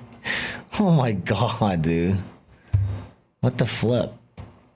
Well, anyways, guys, with that, our show is done. We have no more show notes. We've ran through it. It's already... We've been 3 hours and a little bit. I think that's pretty good. We are going to be live again. I think maybe I'm going to... Well, first of all, when is that fucking Assassin's Creed game coming out, guys? Does anybody know that? Is that the 30th? Good show, Spencer. Thank you so much. Cock launch. Thank you, guys. Yo. Oh, there he is. You went for a little quick pee? Yeah, so I'm doing it before that thing finished, but... Jesus Lord! Now I was just, we're done with the show. It's been 3 hours and a little bit. I was telling people we're going to be doing the Assassin's Creed gameplay. It's March 20th. Okay, we're going to be doing that. Didn't that game get leaked? Did it? That'd be cool. I played early. Huge show, great show. Yes, we'll be back definitely on Saturday, 7 p.m. EST from now on, because people voted for that time slot. We'll be doing that from now on, and maybe I'll hop on here and there. Not next week because I'm really busy with a lot of stuff, but I want to do a little stream here and there extra, maybe some gaming streams and stuff like that. Subscribe, like, all that stuff. Follow us everywhere, and all that shit. Ashley, is there anything else that you would like to tell our sweet, beautiful audience here before we sign off? I'll keep working on my comic book, and we'll see where that goes. Ashley's going to create his comic book, and yeah, we're very excited to check that out. Maybe I will recreate at some point, just like that's what I was One Punch thinking. Man. Like, we could do that as an episode. Like if I make a page, you could recreate it. Oh yeah, you know what? Yeah, you give us a couple of pages. I'll read through it and I'll correct it. I'll do some draw-overs on it. Yeah, that'd be awesome. Yeah, let's do that. All right, Cool. That's it for us. Thank you so much. Thanks, Ashley. Thank you to the chat for hanging out. That's it for us. See you later. Alligator. Where is the song?